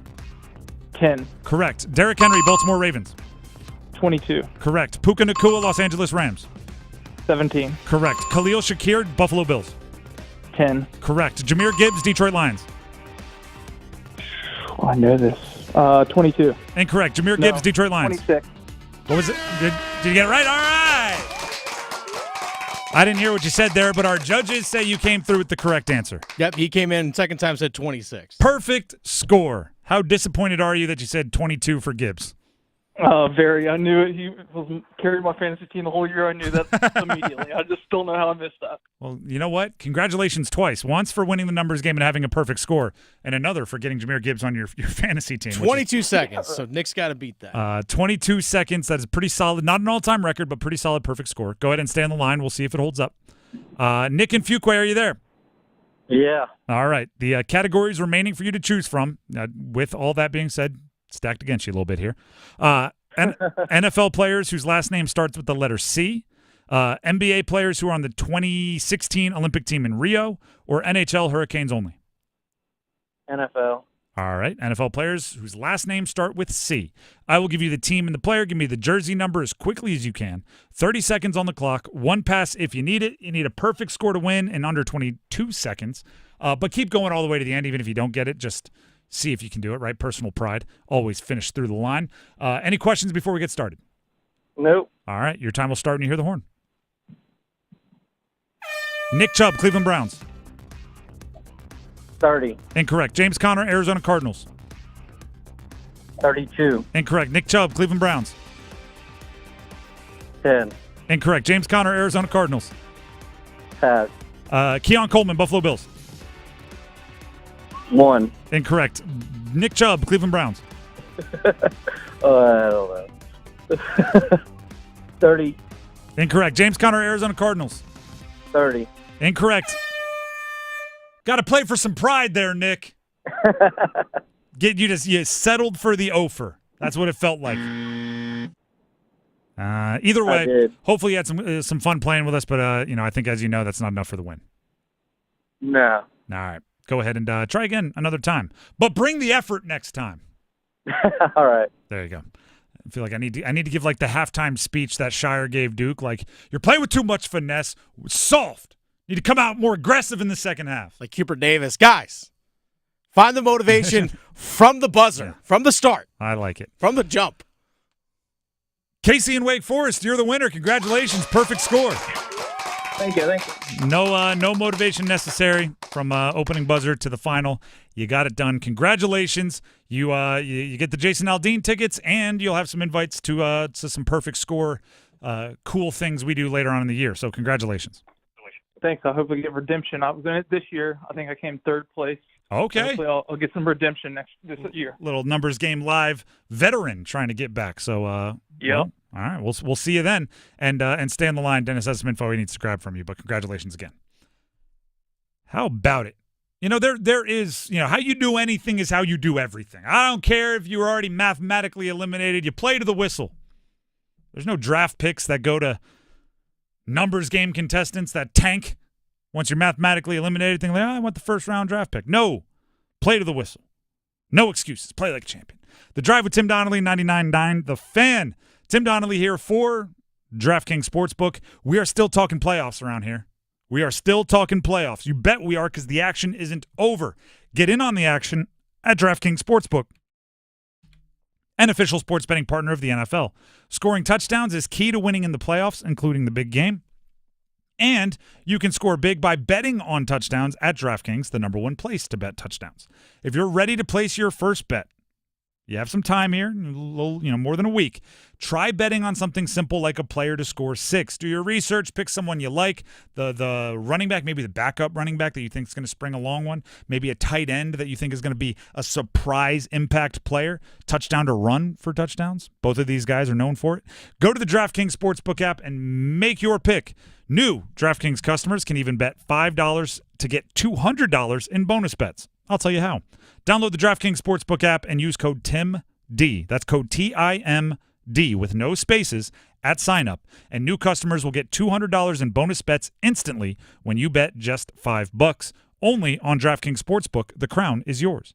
Gambling problem? Call 877-185-543 or visit morethanagame.nc.gov. 21 plus, North Carolina only. Eligibility restrictions apply. Bonus bets expire 168 hours after issuance. For additional terms and responsible gaming resources, see dkng.co/audio. We're going to take a break. When we come back, the Belichick hype train has officially left the station. One of the way too early predictions that put UNC with a target on their back. Stick around. Tonight's forecast calls for Hurricanes hockey. Svechnikov, tick-tack, tied, in Carolina on the man advantage. Storm Watch with Adam Gold at 6:30. Puck drop at 7. Save made, rebound! Game over! Sebastian Aho gives Carolina a 4-3 win in overtime. On your exclusive home for the Carolina Hurricanes, 99.9 The Fan. Prescriptions require an online consultation with a healthcare provider who will determine if appropriate. Restrictions apply. See website for details and important safety information. Price varies based on product and subscription plan. Did you know that 1 in 4 people seeking treatment for ED are under 40? HIMS can help. Get started at hims.com/joy. Through hims.com, you can access a full range of treatment options for ED, including daily or as-needed meds through a 100% online process. To start your free online visit and save up to 95%, go to hims.com/joy. Accomplishing goals is hard, but when your goal is to learn a new language, Babbel makes it easy. Babbel is designed with you in mind. From expert-created lessons to conversational video units and even live classes, you can personalize your Babbel experience to be exactly what you need to really learn a new language more easily. Go ahead, set a goal for yourself. Accomplish it with Babbel. Try Babbel for free. Go to BABBEL.com. That's Babbel.com. Drivers who switch and save with Progressive could save hundreds. With that kind of money, you could go big time and skip the regular line at the airport and pay for speedy security. Imagine not having to quickly unpack and pack at the place you already came packed to. And wearing your shoes the whole time you're there? You can't put a price on that kind of luxury. Well, actually you can, and you paid for it. Switch to Progressive and you could save big time for speedy security. Progressive Casualty Insurance Company and affiliates, not available in all states. Potential savings will vary. It's bow time. A leg and thigh dinner from Bojangles for just $5.99? Leg and thigh dinner from Bojangles for just $5.99? So crispy. So crispy. And juicy. And juicy. So much flavor. So much. Stop it. What are you doing? What, you expect me to get this delicious deal and not say anything? You're unbelievable. You're unbelievable. With a boldly seasoned leg and thigh, choice of fixin', a biscuit, and legendary iced tea, it's a deal so good it's worth repeating. So eat and repeat while it lasts. It's bow time. There's no time like bow time. And there's no time like now to stop what you're doing and join with the K-Yow Cancer Fund in the fight against all cancers affecting women. Now through February 1st, Triangle Area Bojangles are donating all proceeds from Bowberry biscuit sales to the K-Yow Cancer Fund. Just buy a Bowberry biscuit. You'll be doing some good and getting something good. So what are you waiting for? Hurry, it's bow time. Mitchell Heating and Cooling, we do the job right every time. Mitchell Heating and Cooling is celebrating 51 years of trusted service. And to celebrate, get a furnace tune-up for just $51. That's peace of mind heating for only $51. Visit MitchellHVAC.com. Mitchell Heating and Cooling, quality products and services on time from a family you trust. It's hard to stop a train. The best solutions every time. Love baseball? You'll love this. The Durham Bulls are hiring for the 2025 baseball season for all kinds of part-time positions that let you be a part of the fun and excitement at DBAP. Come out to the 2025 Durham Bulls Job Fair this Saturday, February 1st at the PNC Triangle Club inside Durham Bulls Athletic Park from 10 a.m. to 2 p.m. Bring your enthusiasm and be ready for on-the-spot interviews. Step up to the plate and come out this Saturday. Your new job is waiting at the Durham Bulls. See you at the ballpark. I've always wanted to coach in football, coach in college football, and it just never really worked out. Had some good years in the NFL, so that was okay. But this is really kind of a dream come true. I grew up in college football with my dad. As a coach at Navy for 50 years, so as a kid, all I knew was college football, and so it's great to come back home to Carolina and back in an environment that I really grew up in. The Drive with Tim Donnelly, 99.9 The Fan. That's Bill Belichick during his introductory press conference as the head coach of the University of North Carolina Tar Heels. If you're wondering when the hype train got a little over its skis for the UNC Tar Heels, you can put down the date. I will give you the exact date. You can put down the date as January 27th. That was yesterday, when Bill Connolly of ESPN put out his way too early predictions for how next year's CFP will go and included North Carolina. Not to say it's not possible, but it is to say we have not seen enough from this team at this point to put them in the CFP.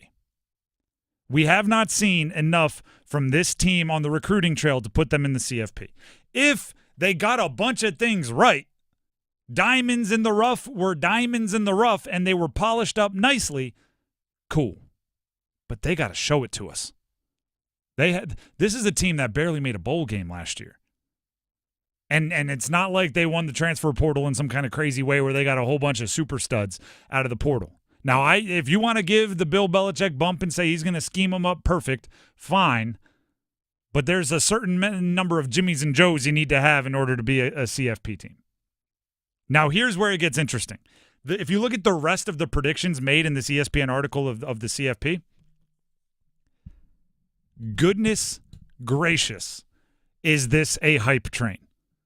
Let's just look. By the way, they have in this case the CFP did not change the auto buys, so the top 4 ranked conference champions automatically get the buys. So they did not fix that. Fine, we can don't assume that's going to happen. These are the first round matchups. North Carolina, I mentioned they're in it, are the 11th seed at number 6 Texas. Do you know what that means? Bill Belichick versus Arch Manning. That is 2 of the most famous people in college football battling it out. That is Peyton Manning's nephew against Tom Brady's coach. Right? That is old rivalries made new again. How many times do you think the ESPN pregame show, or whoever does the pregame show for that game, would be going around saying, do you think Peyton Manning gave Arch some tips on how to handle a Bill Belichick defense? Let's look at the rest of the first round. In this projection, LSU, 10th seed, at number 7 seed Notre Dame, a.k.a. Brian Kelly against Notre Dame. At Notre Dame. At Notre Dame. The school that the reports are, Brian Kelly said, I went to LSU to have a chance to win a national championship, and then Notre Dame played in a national championship well before Brian Kelly got LSU off the ground. Look at that. Oh, you say they couldn't make them all made-for-TV matchups in the first round. You want to hear the next one? Ohio State, Michigan. There you go. Number 9, Ohio State at number 8, Michigan. We'll see if Ryan Day beats him now. Ha! And then Boise State at Alabama. There's only so many. Like, you had to get a Group of 5 team in there somewhere. Boise State versus Alabama. It's actually kind of interesting if you think about it. The little engine that still could. No Ashton Genty there. That's where UNC lives now. Right? When people are and the conference champions were Georgia for the SEC. Louisville in this projection won the ACC. Utah is the conference champion representing the Big 12, and Penn State won the Big 10. Those were the 4 with the buys. I'm not going to take you through how they saw the entire bracket breaking down, but I will tell you that the national champion ended up being, I believe, Penn State. As I scroll to the bottom here. Yes, Penn State over Georgia is how it broke down. Oh, so they're not going to play a top 10 team. I know, I'm just speaking facts. No jokes there. Well, James Franklin might think you were being mean. I'm just being honest. My point is this. That's the neighborhood UNC lives in now.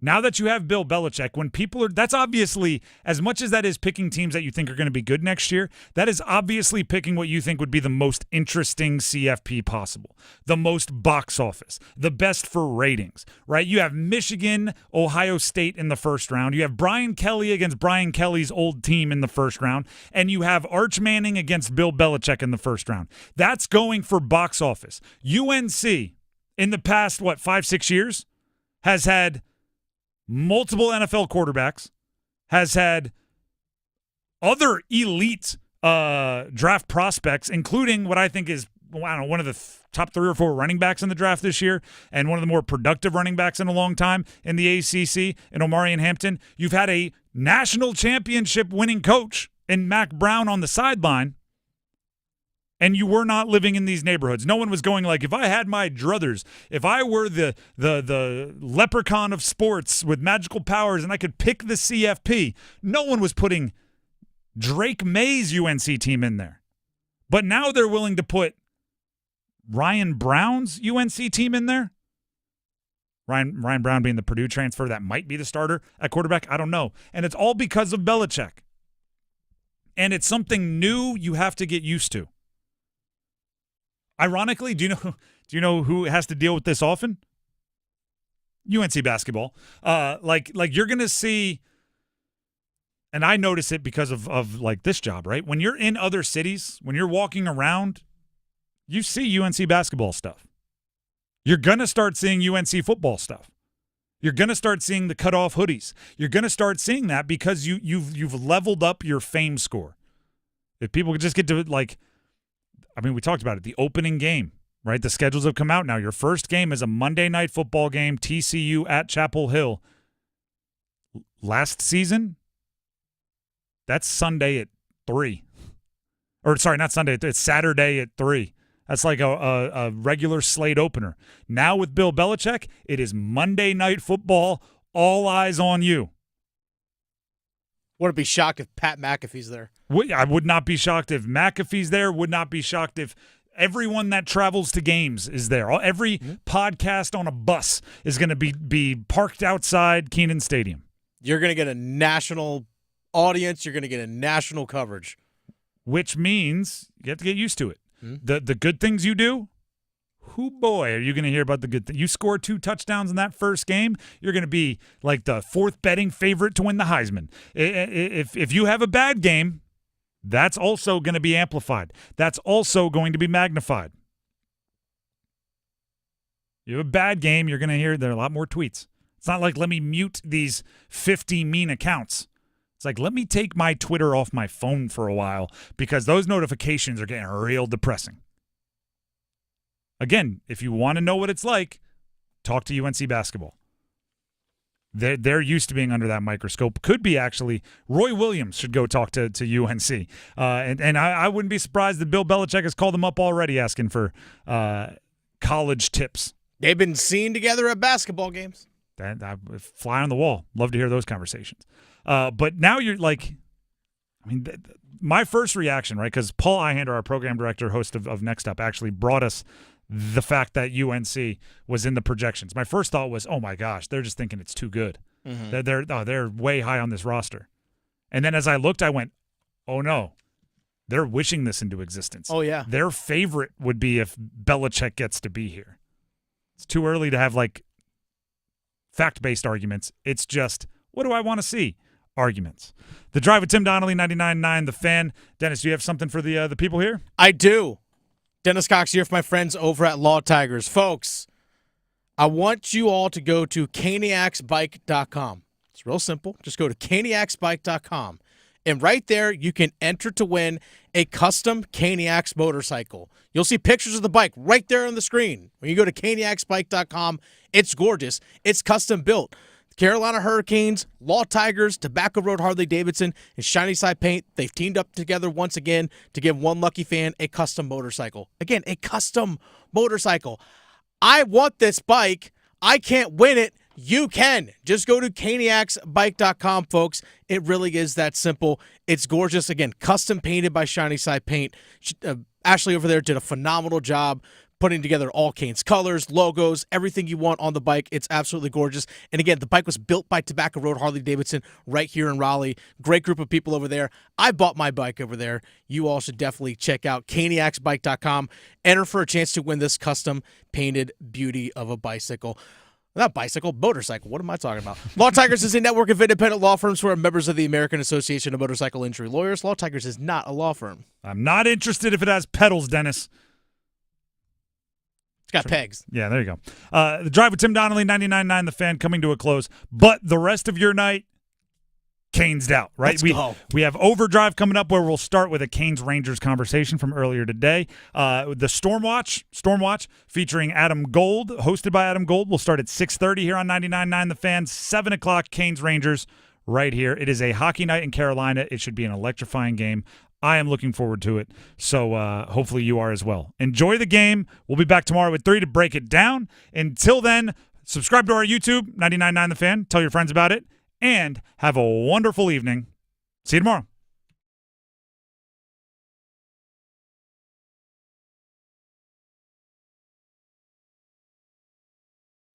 Listen for the Did He Just Do That? Johnson trying to step back for a 3. Bring it up. Left side. Boy, that was cold-blooded. The deep looks from downtown. Damas from the right block. Gives to